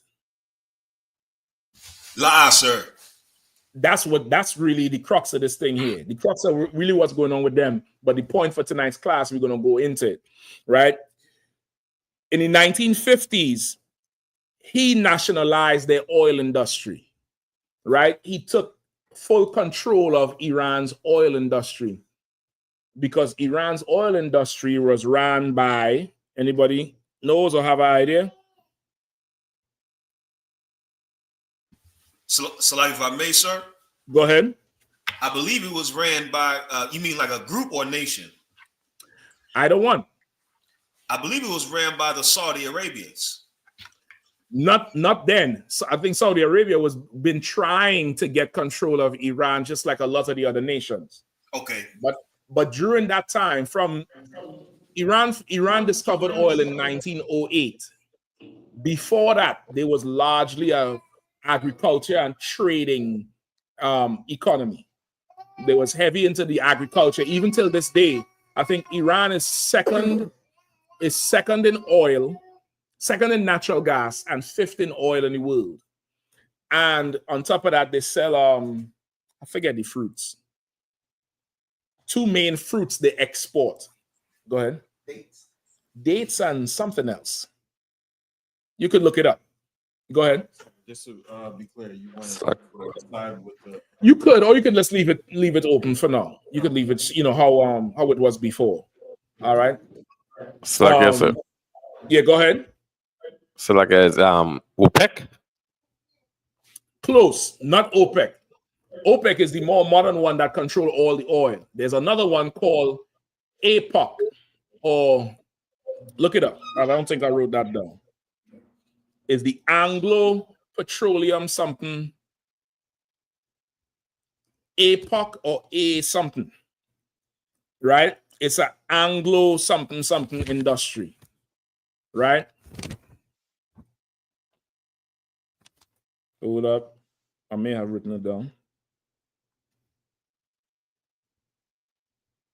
Anglo-Persian Oil Company. Anglo-Persian Oil Company, Tawada. This was I.S.U.P.K is the old name for Shah and SWAP, and them gonna know this one. BP. BP used to be called I.S.U.P.K, which is BP is what? British Petroleum. I.S.U.P.K was a British oil organization that did what? Sucked all the oil out of Iran from 1908 to 1950. I shit you not.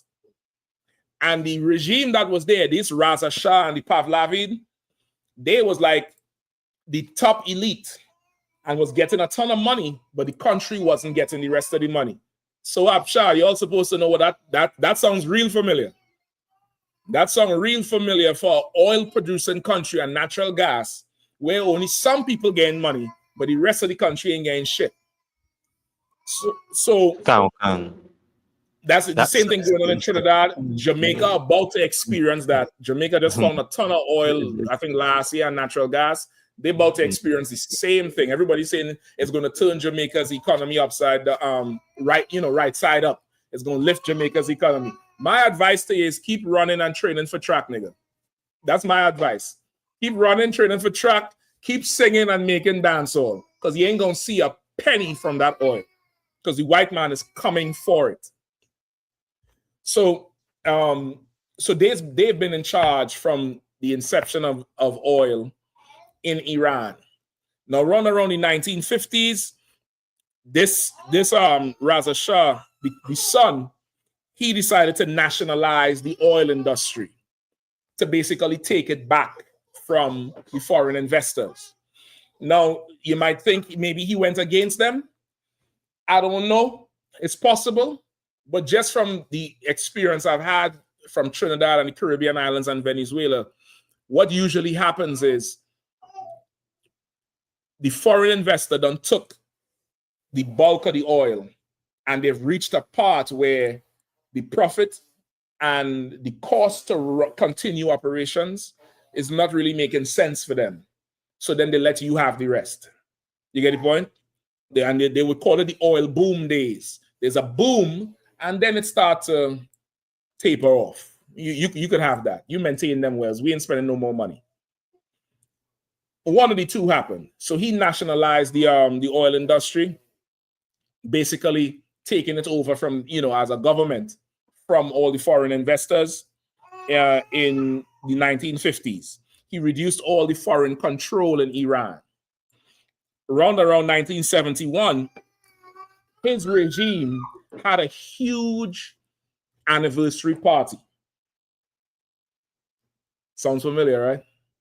Trump and the anniversary of the military. Trump one was 250.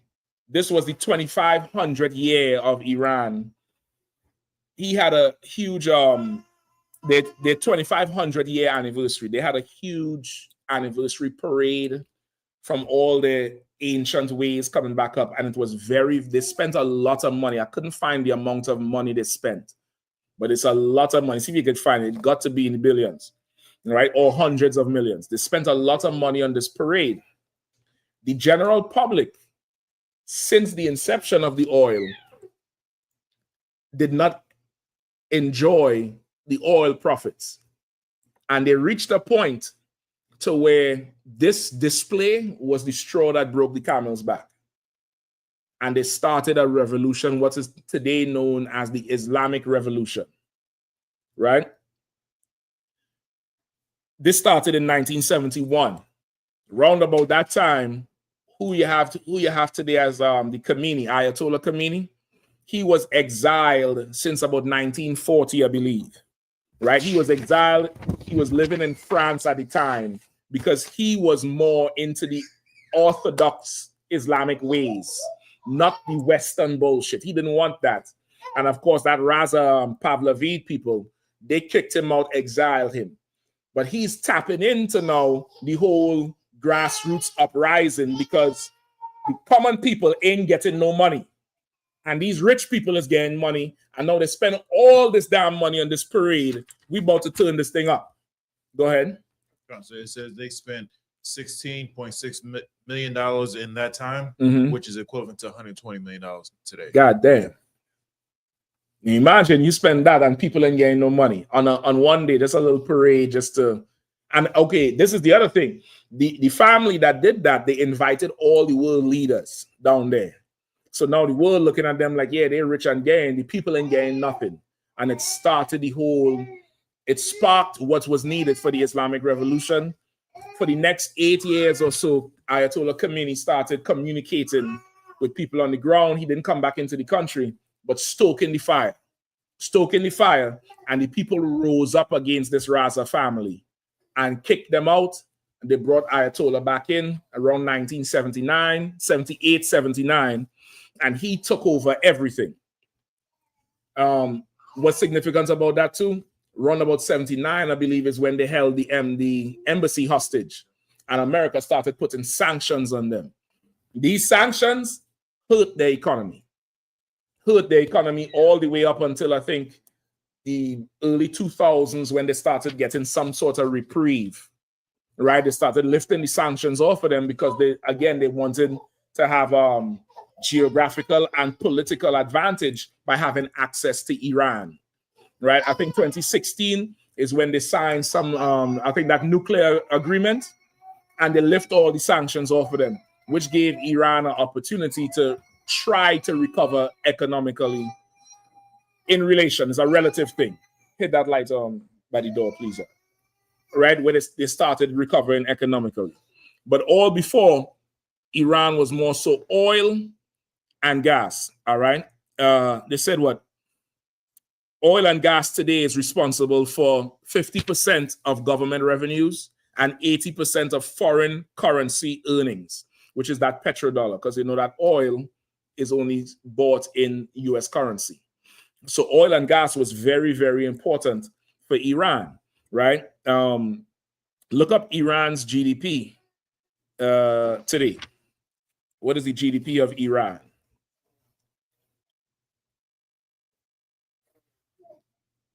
I hear you. You ready to talk? I'm gonna give you a precept to read just now. You ready to go? All right, look up the GDP of Iran today. Come on. $341 billion. 340 billion, around about $400 billion. I think around about 2012, the GDP was $600 billion US dollars a year. Right? Iran's a pretty big country, 90 million people. About that, at that time, their GDP was higher than Israel's. Israel was like 200 and something billion. Since then, Iran's GDP has been going down. Israel own has been going up. So it's this what's going on in Iran here is not new. It's not yesterday. This is for a long time conflict between Israel, them, and America. You get the point?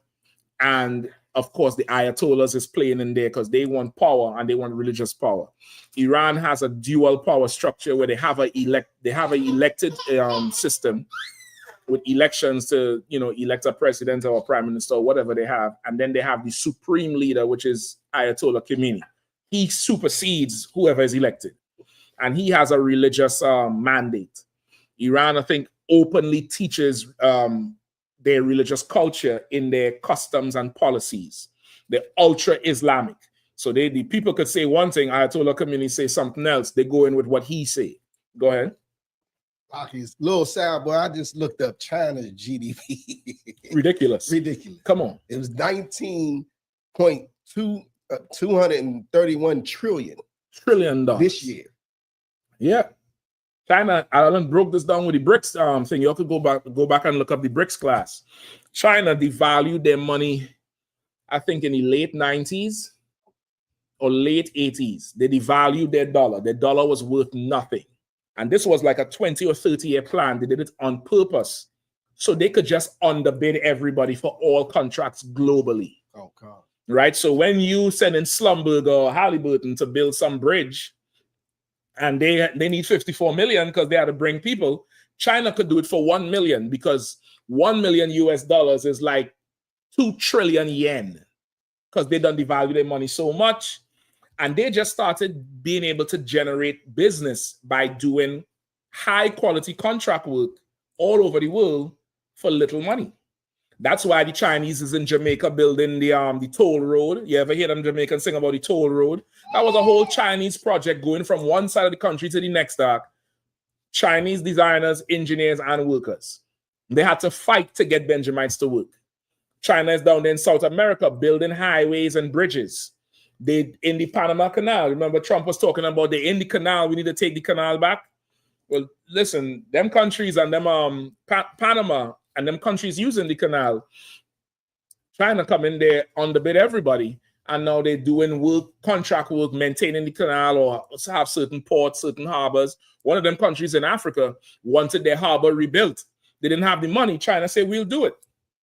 We'll do it. Don't worry. We'll build a state-of-the-art port. We get to run the port for a certain amount of years, though." And that's how China started to get all the money. You get the point? They started to get all the money because they had a long-term plan to bring all the money there so they'll have economic power. And then they started BRICS, which is it's damn near their version of the EU or NATO or the UN. It's Brazil, Russia, India, China, South Africa. And Saudi Arabia was just about to join before Trump gets into power. Somebody else is in there. I think Venezuela is about to join them or was about to join them. And their plan was to switch the currency for oil, which is the petrodollar, to their money, right? They say the Bitcoin comes out of BRICS. That whole Bitcoin thing is them starting an alternative currency, right, to try to destabilize America. Go ahead. Yahanna. Salaki, I remember that class, and you were saying how even the people in China, the whole billion of them, was, you know, they was all on 1% with that. Yep. But you call it like a world domination plot. Exactly. Once again, they're running the race. They're concerned with their race, and we'll suffer together so we could win together. And our people would still look to Buddha like he's something. You get the point? All these nations is playing to win except us. So now this is what's going on with Iran. Now, hold on, let me send this to I'm gonna send one to you, Shapat. Could I send it to you on Messenger? Okay. Hold on. Let me tell you which one I want.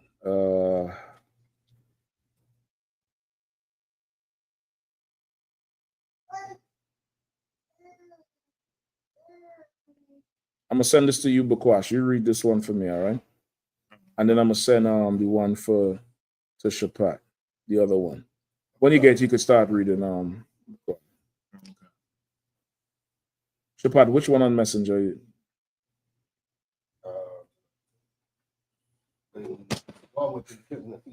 Okay. Why you want me kissing my? I just sent it to you. That's the first one I came up to. Go ahead, Bakwash. Prior to 1950, control of Iran's oil industry was primarily held by the Anglo-Persian Oil Company, APOC, later known as the Anglo-Iranian Oil Company, AIOC. This was a British company formed in 1909 to extract and market oil in Iran's southwest. No, they discovered oil in 1908. By 1909, Britain done formed the SWAT team. Say we going in there. This is an extract we're gonna do. We getting in there. Go ahead. Key points about APOC AIOC control prior to 1950. Early concession: the initial exploration rights were granted to British entrepreneur William Knox Darcy in 1901 by the ruler of the Qajar dynasty, Moza something Shah. He's one of them Shahs, all right? Them Shahs all been in rulership down there. So they've been, this British company, Britain been granted license to go and explore for oil. Once again, sometimes they think they have oil, but they don't have the financial power to invest in it. So that's why they need the foreigners. They work out whatever deal with Britain to come down there and explore for oil. This is in the 1900s. All right, go ahead. British government interests. The British government gained direct control of the Iranian oil industry by purchasing a majority of the company's shares in 1914, essentially nationalizing it. Right. They started exploring in 1908 and 1901. By 1908, they found the oil. By 1914, they got enough money to buy out the majority in the shares in all the oil in Iran. So in essence, Britain owned Iran's oil from that time all the way to 1950, essentially nationalizing it, meaning for Britain. Like this was this British oil, BP, British Petroleum. That's what APOC was before. Go ahead. Dominance in Iran.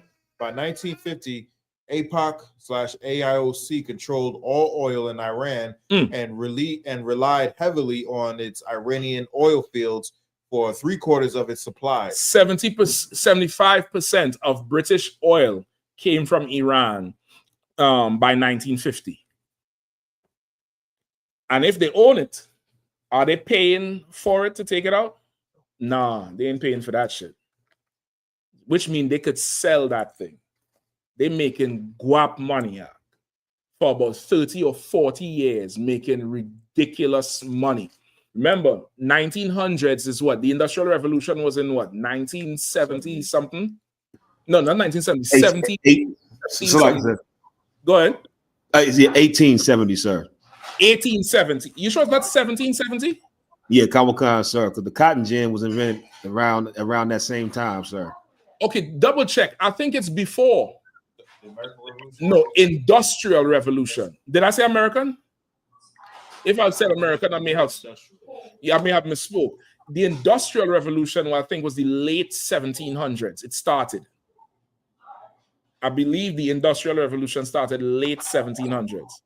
Okay. 1760 to 1840, right? That was the Industrial Revolution, right? Because that Industrial Revolution was around the same time with Gandhi. Remember Gandhi and them where they was getting beat in the head?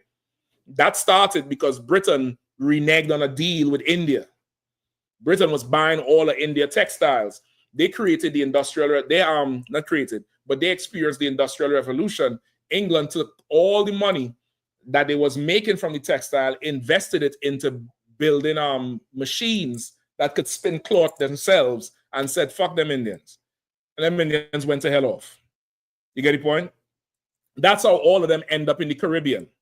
They had to strike a deal with India because they destroyed India's economy. And then they say, you know what? We have some colonies in the Caribbean. We'll bring you all as indentured laborers to rule over these niggas down there. That's why it was from 1760 to what? 1840. That's when the Indians came to the Caribbean. Around 1830, 1835. That's when the first ships came over. You get the point? You see the whole history of it? So now, how did they pay the East Indians that came over?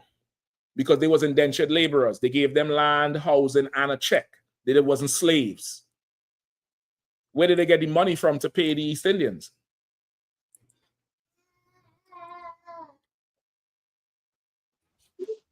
Slackers, sir. Iran. Hold on. Salaki. Give me whoever says Salaki first. That Mafia, go ahead. Oh, Comic-Con, sir, off the oil money that they extract. Nope, because remember the oil was in the early 1900s. The Indians came in the 1830s. Somebody else, I think it's Kazakh. That was our Wadi first, sir. Go ahead. Sir. No, I was just saying. I had said Iran. No, that's not it. Go ahead, Kazakh. Sir, from the cotton, the slave trade, sir. Yes, they paid the East Indian indentured laborers from all the money they was making from slavery from the 1400s and 1500s from our parents. That's what they used to pay the Indians after they done destroy the economy. They paid them to come and be a supervisor on the plantations now, to rule over the top of us.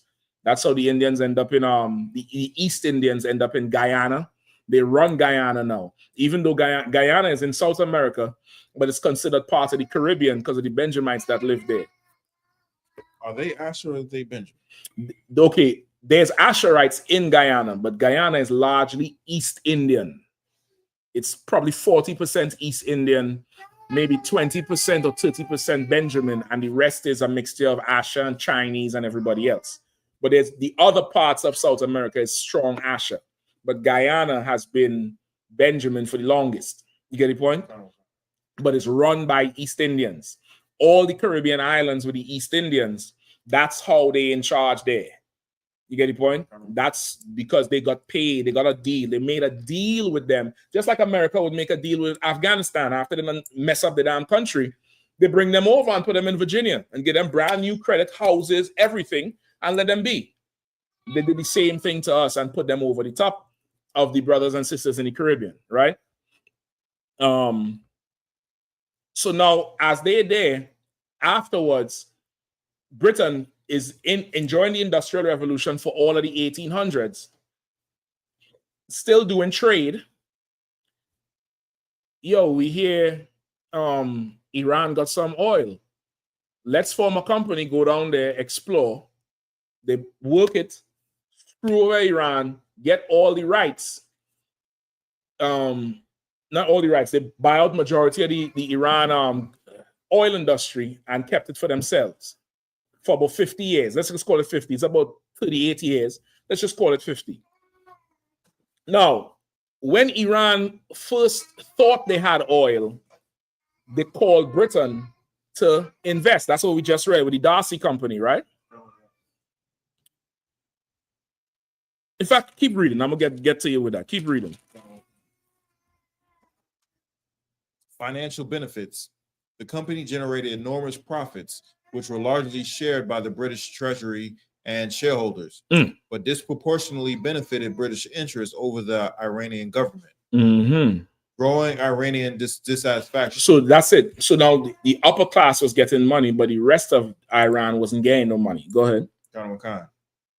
This dominance led to widespread discontent among Iranians who perceived the arrangement as an exploitative.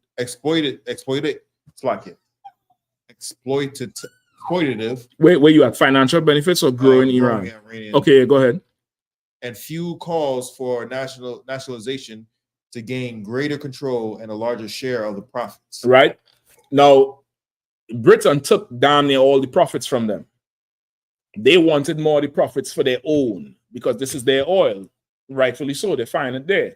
Now, why did Britain want to take so much? Why didn't Britain just come and explore, right? And explore and then, take whatever and then go about the business. Why did Britain want to take so much? I'm going to just take one off the table. The white man is the devil and he a greedy bastard. That's number one. Why else? Right, and Shapad, I'm going to need you for the next one, all right? Okay. So line it up. Why else? It's like, sir, Go ahead. If I can get a hint, well, around what time frame was this part, sir? Okay, this part here is Britain made a deal with Iran in 1901 to explore for oil. They found oil in 1908. In 1914, Britain bought out the majority of all of Iran's oil. So they were the majority shareholders then. They was in charge of Iran's oil. And by 1950, 75% of Britain's oil came from Iran. I was going to say, it wasn't to help establish the state of Israel, but I think the timeline might be off. Well, okay, no, it definitely could be that part too, because Britain with United Nations and America, those two is who formed the state of Israel in 1940. So that could definitely be it. But there's something else. And in fact, that is another point. I got to do some more research on that. But what you say there, I'm gonna look into it for next week. But there's something else. You may not know. Okay, I think we looked into Slack, yes, sir. how much. Go ahead, come on. Like nobody could compete with them by buying it right too. So they'll be like controlling the whole market with the oil. Well, they did it to get control, but there's another reason. You're right. But why did they take so much? World War I and II? Something else. You have to look at what's important to the white man in anything. What's the most important thing? Power. That's true, but it's interchangeable. I'll take that. Money. If the white man does something and it seems like it's nice, like, oh, that's good, they're having this camp for the kids. There's some way he making $1 million off of that shit. He's never doing nothing for nothing. He's concerned with money, whatever he could eat, whatever he could satisfy himself with. Come on. Because they lost the colonies. Well, that's one thing. But Britain done made ridiculous money off of the colonies. Ridiculous money. And slavery wasn't abolished in the Caribbean until the early 1800s. So even while the Industrial Revolution was going on, they were still making good money. And even after, I know Trinidad for sure, it was in 1832. So even after that, Caribbean colonies were still colonies of Britain. They still had to pay taxes to the Queen and a certain revenue to the Queen. So they was making guap money. This is what I needed to think. To explore for oil, I don't know. Okay, look up what it costs. Oil exploration costs today.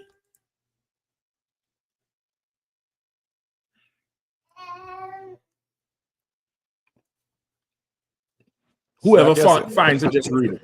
Go ahead. So like I said, I know like in I was reading like what they're doing Jennifer, right? So like for exploration and billing, the platform it come up to like $2 billion, right? US. Say it again. In which exploration?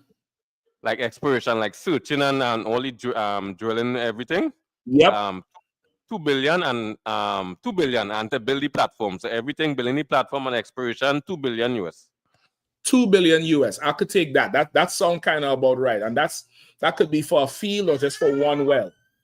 But it could cost 2 billion US. I think we did the math the other day when we looked up with the jail, right? It cost about that to build the well, but then they make so much money after from exploration to finish. Book watch what you found. I got a breakdown. There's a whole ton, but there's come on with it. Ones. Like the cost of range just to build one well, $6 to $8 million. Okay, that's to build the well. To even build the well, you got to find out where the oil is first. And you got to do exploration. Yeah, they do. They have a big boat. They drive over and it shoots sonic sounds down, and they check to see where the oil is. Go ahead, Arwadia. Or whoever says Salakia. Salakia, sir. I got 50 to 60 billion annually since 2016. But generally exploration. Annually. That's annually for exploration. So that 2 billion ain't far off the mark. Because if you're exploring everywhere for the year, it could come up to 50 billion. So let's say 2 billion to explore one place. So maybe back then it would be what? Maybe $200 million to explore Iran in 1900. You could probably look it up. How much oil exploration cost in 1900? In the year 1900.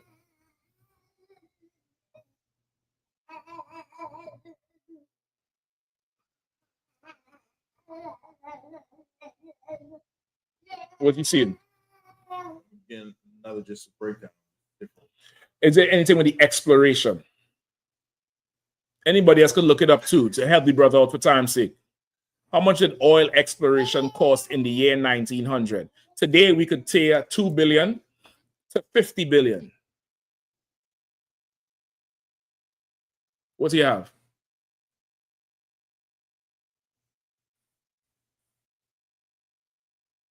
Chapat, like you looking for service, like you swinging that phone around. What's going on? What you got your Bakwash?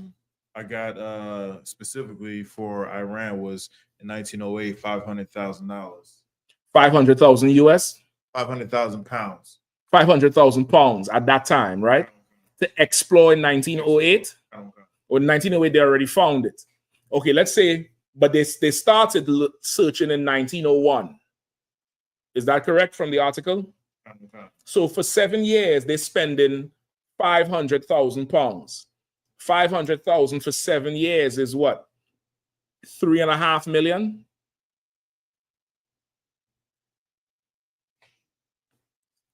Is that math correct? For 7 years? 3.5 million pounds. Anybody?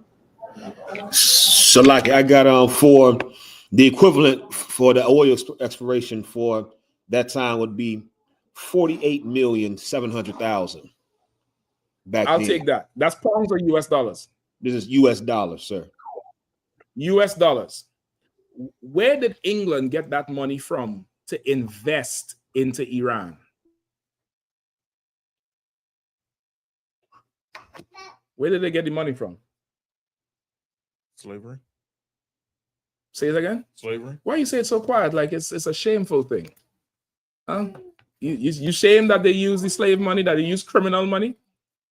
The money that England invested into Iran came from the mass amount of money that came from the slaves.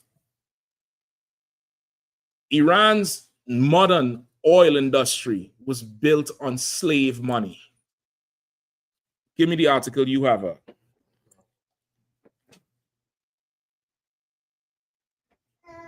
Quickly, come on. You're supposed to be ready. Come on,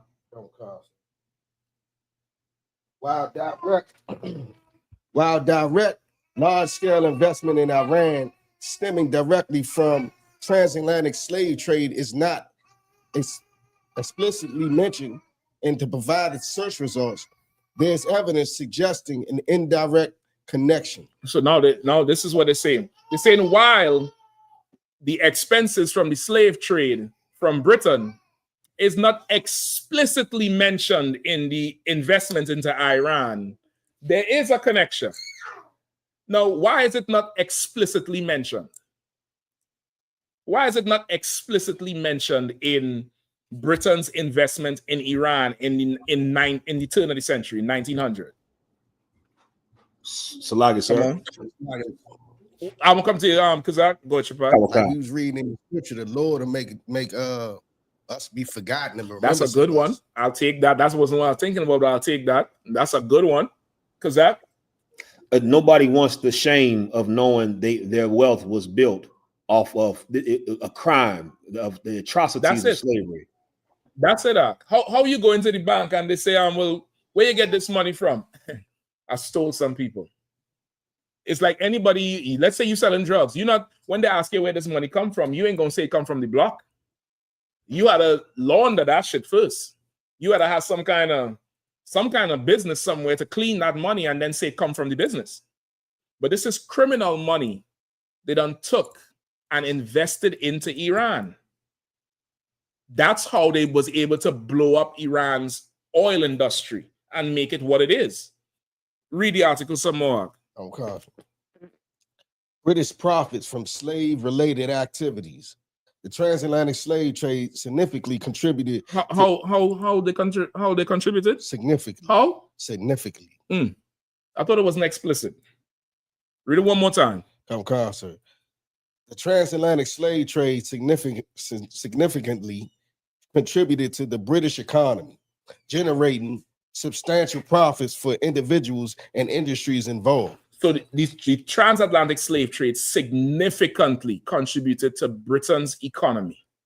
Remember, this is free labor for a few 100 years. 100 years. I mean, the pain, what's the bald-head rat-faced nigga name? The Indian one. Gandhi. In my head, I'm saying Gaddafi, you know, and I know it's not Gaddafi. Gandhi. They paying Gandhi and them for textiles. Meanwhile, Blacks, Hispanics, and Native Indians on the plantations in the Caribbean working for free. Getting their hands cut off if the sugar quota ain't meted. I'm gonna look up some books. I had to remember them books that I grew up reading, the history books about how brutal the sugar cane industry was, where the cane industry was a 24-hour operation. You cutting cane in the day and you brewing it at night. I'm saying brewing, but the processing is at night. When in the big vats where they boil it in the cauldron, they say so many slaves, due to fatigue, would just fall into the cauldron and burn. They say the lifespan of the you could look it up too. The lifespan on the sugar plantation was like 3 to 5 years, some ridiculous shit like that, because it was just it was so much it was so intense because the production had a downstream. You understand? They get the cane, but you can't leave it there. You had to go grind it and crush it and put it in vats and make rum and everything else. It was ridiculous. So, like, but they're paying the Indians. Go ahead. So, like, just to back up your point too, I remember reading myself in my own research that the transatlantic slave trade in the Caribbean was the most harshest part of the slave trade. And not to take away from any other place, you understand, because we all suffered, but just historically, it was the harshest in the slave trade, and the turnover rate that they had to keep bringing slaves to the Caribbean was so high because of exactly the process you described, sir. They kept dying. Yep. It was so harsh. They was dying so much, and they was killing them. And I'm gonna tell you why too. The slavery in America was largely it was run like a business, like a literal business. Like if you're in the business of horses, you're not gonna kill your horse. Go ahead, sissy, do you think? You wouldn't kill your horse. You wouldn't run your horse into the ground. The slavery in the Caribbean was largely by criminals who Britain just put there because they couldn't get nobody willing to go to the Caribbean to be a plantation owner. These was criminals. You get the point? That's why it was just so ridiculous. He's not thinking business. He's a criminal. He's a thug. You get the point? He's just brutal. Meanwhile, they're paying the Indians. And then they take all that money, go explore oil in Iran, and blow Iran oil industry up. So much so they move from agriculture and trade to oil. They're the second largest in natural gas in the world today. That started with Britain investing slave money down there. Keep reading now. Come. Read it nice and loud and clear, please. Come. Generating substantial profits for individuals in it and industries involved. These profits fueled a broader process of British economic growth, including expansion of trade, banking, and industrialization. Right. The slave revenue for hundreds of years, they say it generated substantial profits for individuals and industries involved. These profits further fueled a broader process of British economic growth. They expanded out from all that money they made. That little island just expanded out. I always wonder how the hell Britain gets so goddamn powerful. Deals and slavery, including expansion of trade, banking, and industrialization. Trade, we'll buy some of your agriculture goods as part of the deal while we invest in your country to explore the oil. Trade, banking. Banking would be the investment into the industry and industrialization, to further explore this oil, we're going to have to build industries. We're going to have to build the ships down there, build this down there, the equipment down there. When we find the oil, now we have to do what? Build the well. We're to build these tanks down there to store the oil. Build all the fractionating columns to break the oil down. That's the industry. All that came from slave money that Britain was sitting on for hundreds of years. Keep going. Okay. British imperial expansion and investments. Increased British wealth and power, in part facilitated by the slave trade, led to broader imperial expansion and investments in various parts of the world, including Persia, modern-day Iran. Including where? Modern Persia, modern-day Iran. British investments fueled by the slave trade led to investments all over the place, including Persia, which is modern-day Iran. You Iranians, eat them missiles with lunch and dinner, with salt and pepper, because y'all did nothing when we were slaves under these Britons. And y'all didn't say to Britain, hey, we don't want none of that slave money. We are against slavery. The Quran says slavery is wrong. Y'all didn't say none of that shit. Y'all accept everything. Y'all accepted it and had a problem with it only when Britain robbed you. It was good when Britain was robbing us. But now that they rob you, you want to turn the country upside down and install the Ayatollah. Eat missiles, devil. Eat all them missiles they're hitting you. Because none of y'all cared when these devils was enslaving us. None of y'all cared when they done ripped our families apart. None of y'all cared when they was lighting us on fire. As long as y'all could benefit, it's all good. No problem. God said war is coming. War is coming. War is coming to the Middle East. It's coming to Russia. It's coming to America. It's coming to Britain. Not because of anything you did to each other, but because of what it did to God's children in a time where the Lord was angry with us. The Lord was angry with us and punished us, and you done furthered our affliction. And now you enjoying life while our brothers and sisters in a detention center. Our brothers and sisters getting just snatched up out their house, feeling terrorized. You complaining for a few rockets. You got the whole country of Iran, sovereign nation, nuclear power, missile silos. You don't need none of my prayers. You don't need none of my prayers. But what you do need to do is pay for what you are complicit in a crime. Imagine you knowingly taking money from drugs or a ransom to start a business from somebody else. Imagine that. Somebody done committed a crime, robbed the bank, come to you, hey, Bakwash, I had 5 million here, man. Listen, we could open up a shop that you wanted. Oh, for real? Yeah. They didn't give a damn. Go ahead, Shapat. Like in the RICO case as well. They in the damn RICO case. They part of the whole conspiracy. Go ahead. Who's this? It's like I said, it's Officer William. Officer William, go ahead, Art. Yeah, Shapat took it right out of my mouth, right? Now, and as you're breaking this whole thing down, I'm thinking about Psalms chapter 83. Come on. And that is the RICO case right there. I mean, where the Lord said they are confederate against thee. And he's That's just right. naming off all these nations who they carry themselves as if they are so innocent and it's their God that gave them riches, where it is our blood that made them rich. But the That's Lord, it. yeah. Salaki, Go ahead. I mean to cut you off. Go ahead. No, Salaki, sir. Yeah, that was it. So I was just saying the Lord did not forget what they did. That's why there's a scripture in the Bible that's so heavy to me, where the Lord says, I live forever. Mm-hmm. That means that there's nothing that goes unnoticed. That means it doesn't matter how long ago it happened, he was there. He saw it. Yep. So you can't sweep it under the rug because he lives forever, meaning that he'll be a judge forever. That's right. Who's coming, sir? Salaki. That's right. That's Salakia, go sir. ahead. Go ahead. Come on up.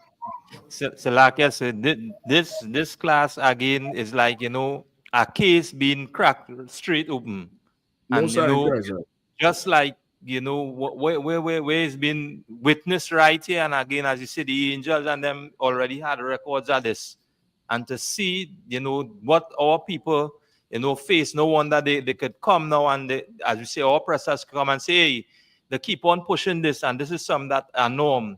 Why all they forget about slavery? Why all they drop it and keep on, pushing this because they know that this case someday it's going to crack open. And again, to Commander General Yahanna, the I.S.U.P.K. Lord, getting this truth amongst righteous black men, where this, as we say, this could be brought forth to the minds of black people and know, hey, the Lord didn't forget about us. And everything that is taking place is being exposed.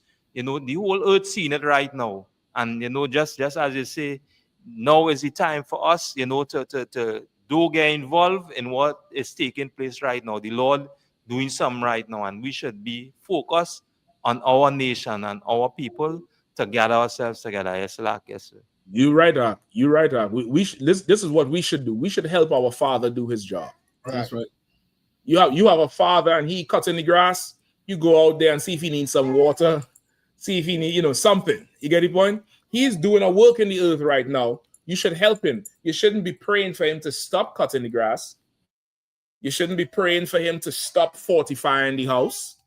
You shouldn't be praying for that. You should be praying for him to be strong in his work and to never deviate and to always get the support.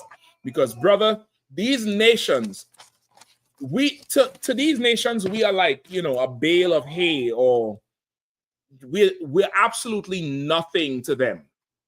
We're absolutely nothing to them. Britain done took all that slave money and expand the British Empire. Went all the, what do they say, expanded it, imperialistic, right? The imperial led to broader imperial expansion, and investments in various parts of the world included Persia, modern day Iran. All them nuclear missiles they have now, slave money helped them start that shit. Your forefathers and foremothers' blood, sweat, and tears and life went into expanding their oil industry and the gas industry and subsidizing them and getting them up and running so they could build nuclear weapons to defend themselves.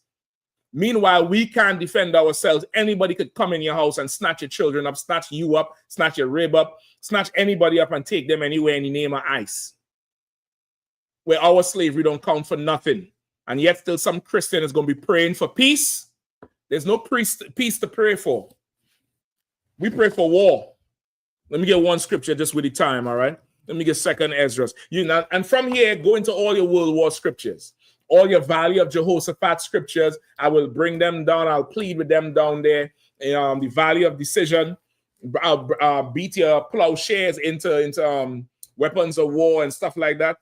Let the weak say I'm strong. Go into all them precepts there if you need to, all right? Let me get 2nd Ezra. Is it 13?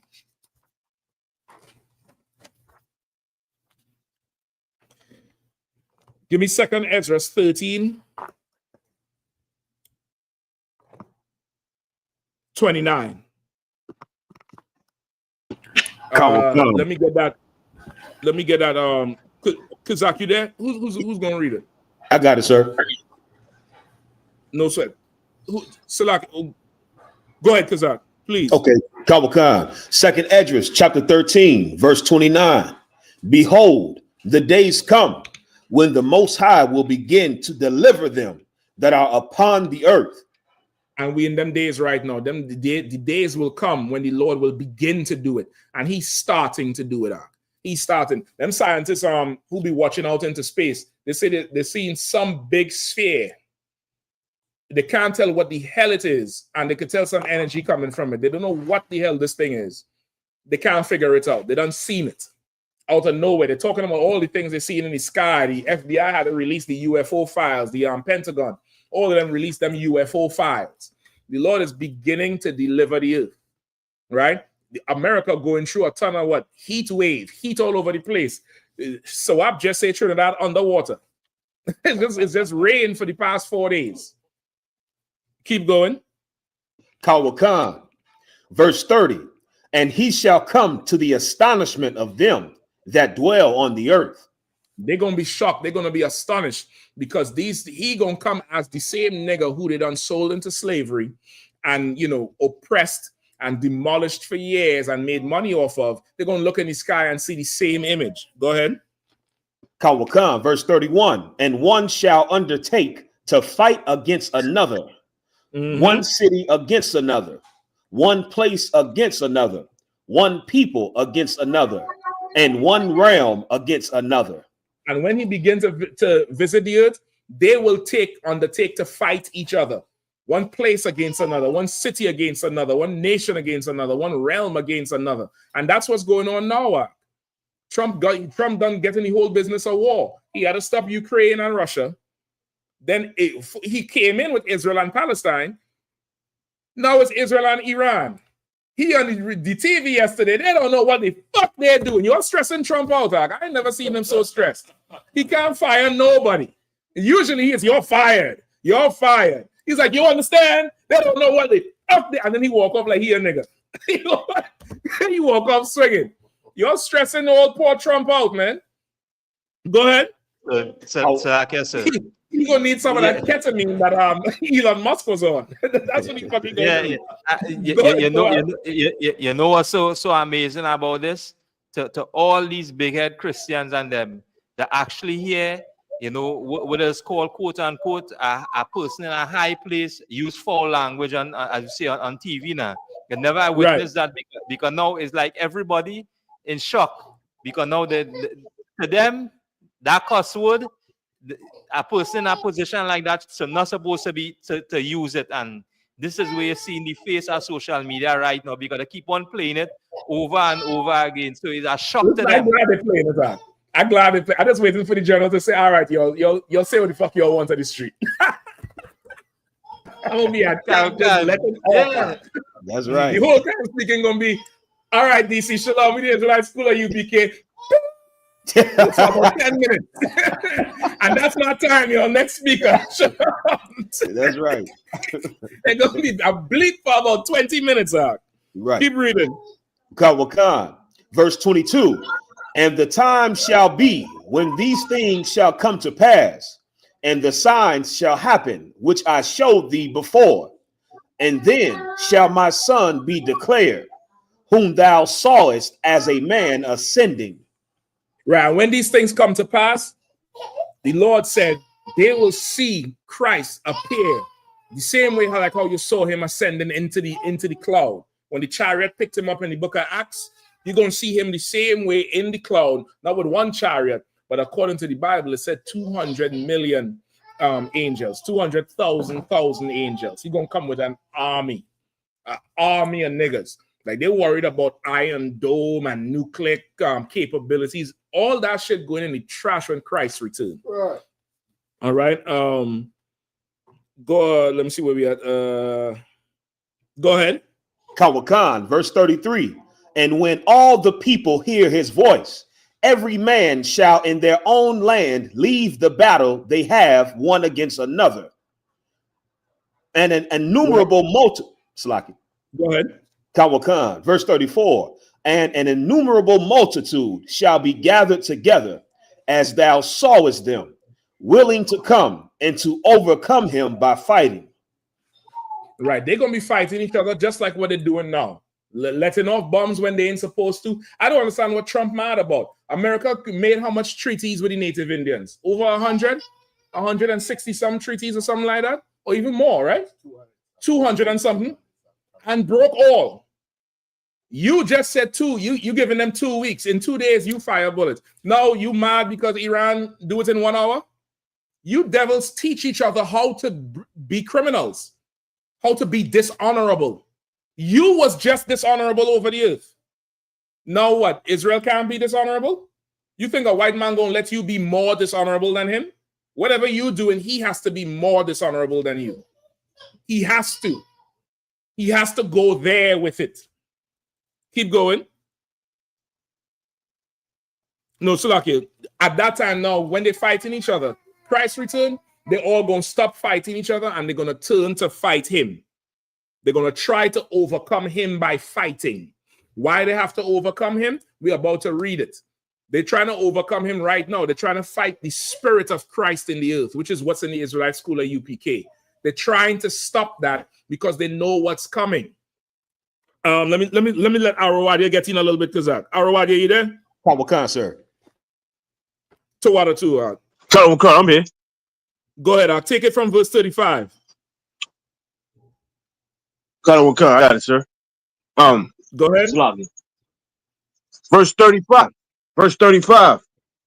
But he shall stand upon the top of the Mount Zion, and Zion shall come and shall be shewed to all men, being prepared and builded like as thou sawest the hill craven without hands.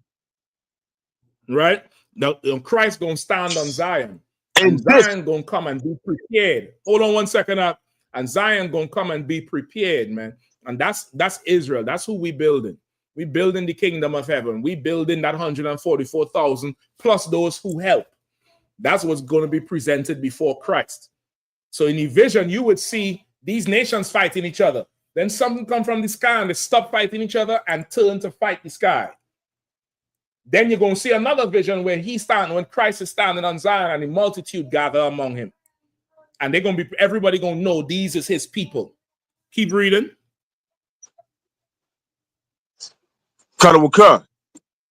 And this my son shall rebuke the wicked inventions of those nations, which for their wicked life are fallen into the tempest. And this my son, and this my son shall rebuke the wicked inventions of those nations, which for their wicked life are fallen into the tempest. And for their wicked life, they've fallen into trouble, into that tempest, into that storm. They're going to go through a storm of the Lord. And Christ is going to rebuke their wicked inventions. They talk about nuclear this and nuclear that and bunkers this and who have enriched uranium. Christ's going to come back with something that you're going to cry that he don't pull the trigger. You're going to cry that he don't pull the trigger. He's going to come back with something. You think you got technology. Christ's going to come back with something that's going to heat the air up. And as you inhale, everything just bursts into fire in your lungs. You're going to come back with something that's just going to be ridiculous. That's going to be like, we surely can't win against this nigga here. He got something we ain't have. But you're still going to try to fight him, though. Keep going, Ark. And shall lay before them their evil thoughts. And shall lay before them their evil thoughts. And the torments wherewith they shall begin to be tormented, which are like unto a flame, and he shall destroy them without labor by the law which is like unto me. Which is like unto fire.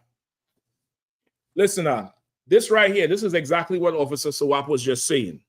The Bible says, and shall lay before them their evil thoughts, and the torments wherewith they shall begin to be tormented are like a flame. Christ is going to line them up and read out their charges like you in court. You ever get arrested and you go before that judge, whether it's there on the TV or whatever it is, and somebody come and say, well, yeah, so-and-so John Doe here, they're charged with resisting arrest, assaulting an officer. You start looking like, I ain't hit nobody. And they're reading out their charges. Christ is going to come and read out all the evil shit they've ever done to us. Everything. They're going to pay for it all. They're going, read it again, Arawadi, real quick. And shall lay before them their evil thoughts and the torments wherewith they shall be tormented, which are like unto a flame, and he shall destroy them. Stop right there. He gonna lay onto them all their evil thoughts. He gonna lay it all the way out. They're gonna be on trial. Everybody watching the Diddy trial and hearing every nasty thing that come out, that's about to happen to all these nations. That's about to happen to all these nations. Listen, this is what we is able to find on Iran now. Think about everything else that we never ever gonna hear about. That they done, covered up and sealed up, that God knows that they did. They're gonna have to pay for it. Go ahead, Shapat, real quick. It's like if I made, but would this be just their life from right now? Say, or did they, because coming back, some of them came in the royalty and everything. Listen, it says it's before their evil thoughts and torments. Whatever their thoughts was to deal with it, it's going to be a trial. You understand? And it says, go ahead. Generations before. I mean, so what do you want to say? That the Lord gonna leave some stuff out? Lie, sir. You know I would hope you ain't saying that shit. Lie, sir. You know what I'm saying? Listen, what we just read was what 100 and something years ago.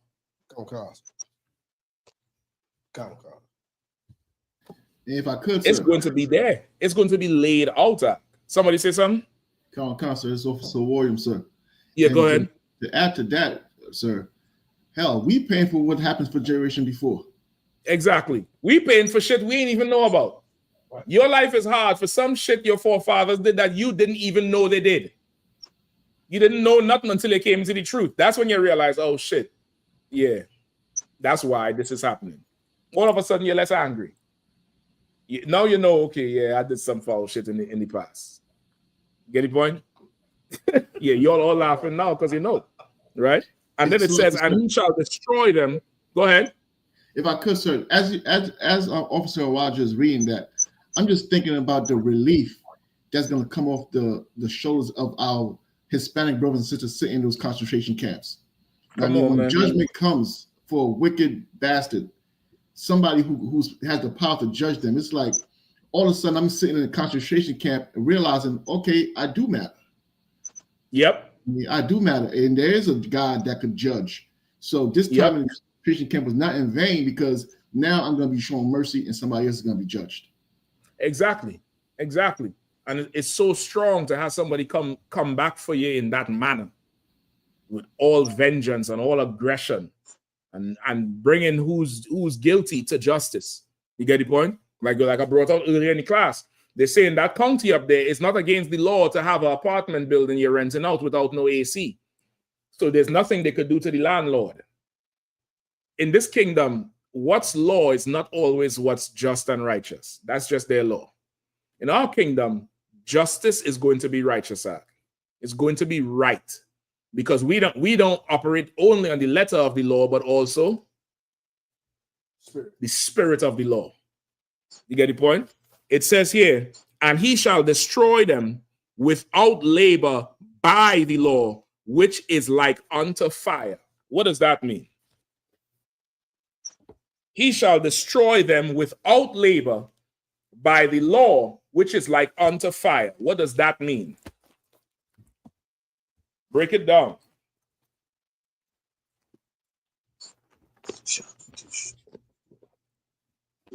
Somebody saying? If you're speaking, I can't hear you. Oh, Salakia, sir. Go ahead. Salakia, sir. Officer Arawadi. Is it saying it's not going to take much? It's not going to be a lot of labor just to destroy these nations. It's saying that, but not in the context you saying it. It's saying that, but in a different context. Go ahead, Shapat. Like you just said it, you know what I'm saying? By the spirit of the law, he's going to righteously destroy it. You gotta put your nigga hat on with this one. You gotta put your most ignorant nigga you could think about. And he will destroy them without labor. By the law.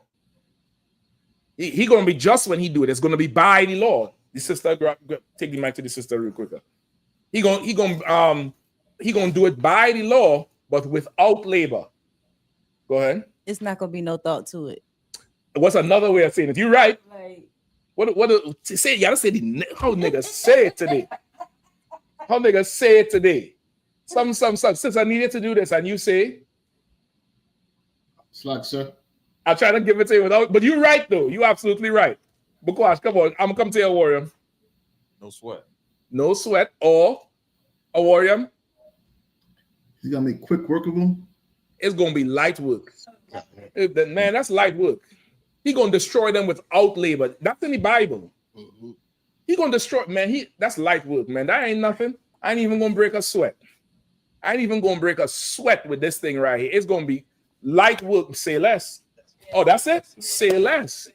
That's what he's going to do to these nations, because when Britain came with the money, listen, we could go find that oil for you and make you billions of dollars. Y'all been in that slavery. Say less. They took all that money, Iran.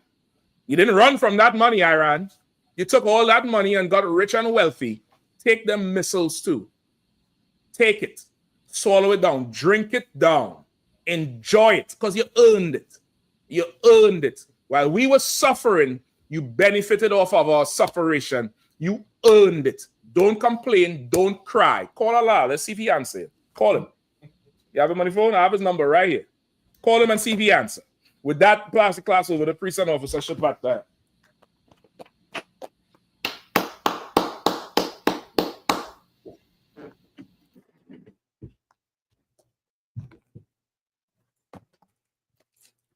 I.S.U.P.K security announcements. We're the I.S.U.P.K out of 1 West, 125th Street, Harlem, New York, under Commander General Yahanna. Rules for new brothers and sisters. When a new brother or sister comes into the school, they're off limits for 6 months. They're to be saluted only and here to share themselves with the world. After 6 months, if a brother or sister has an interest in a particular person, he or she must get permission from the head to speak to a brother or sister. There's another 6 months in which the brother or sister will court each other. After this 6-month period, the brother or sister will get permission from the head to marry. TITHES, which is a commandment. You can find this in the book of Numbers, chapter 18, verse 21, in the book of Malachi, chapter 3, verse 8 through 10. Means 10th in Hebrew, and it's pronounced Ma'ishra. 10% of every penny of any increase the Lord gives you, give to the treasury department or teacher, priest fund. Free will offering for priests, not mandatory. Whatever amount you would like to give. Upcoming Holy Convocation.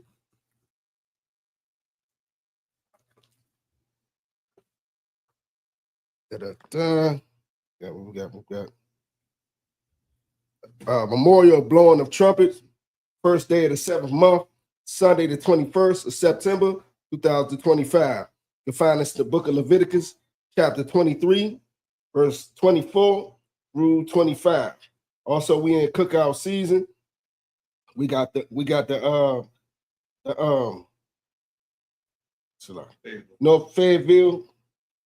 We got the Fayetteville, North Carolina cookout coming up July 3rd to the 6th. Make sure you book your hotel. I believe they gave the hotels out already. We played the commercial at the beginning of class. Pretty sure we're gonna play it right after. So you know what I'm saying? Make sure you check your the commercial, get your hotels, book your hotels, get your travel arrangements together. You know, doing something live. I believe they're going to see the ports where they brought in the slaves. You know what I'm saying? You already know we're gonna have a live cookout. You know what I'm saying? Don't miss that.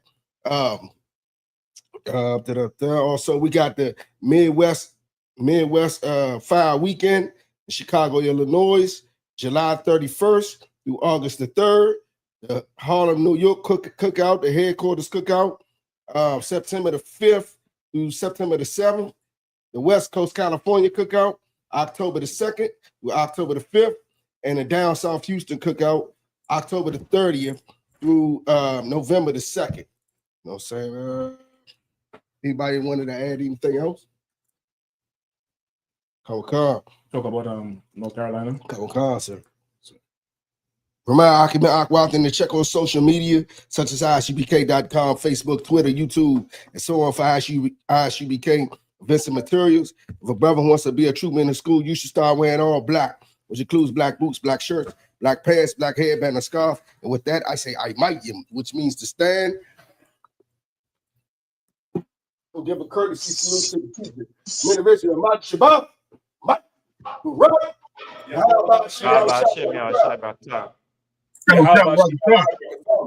Yahanna, Saw, which means to turn.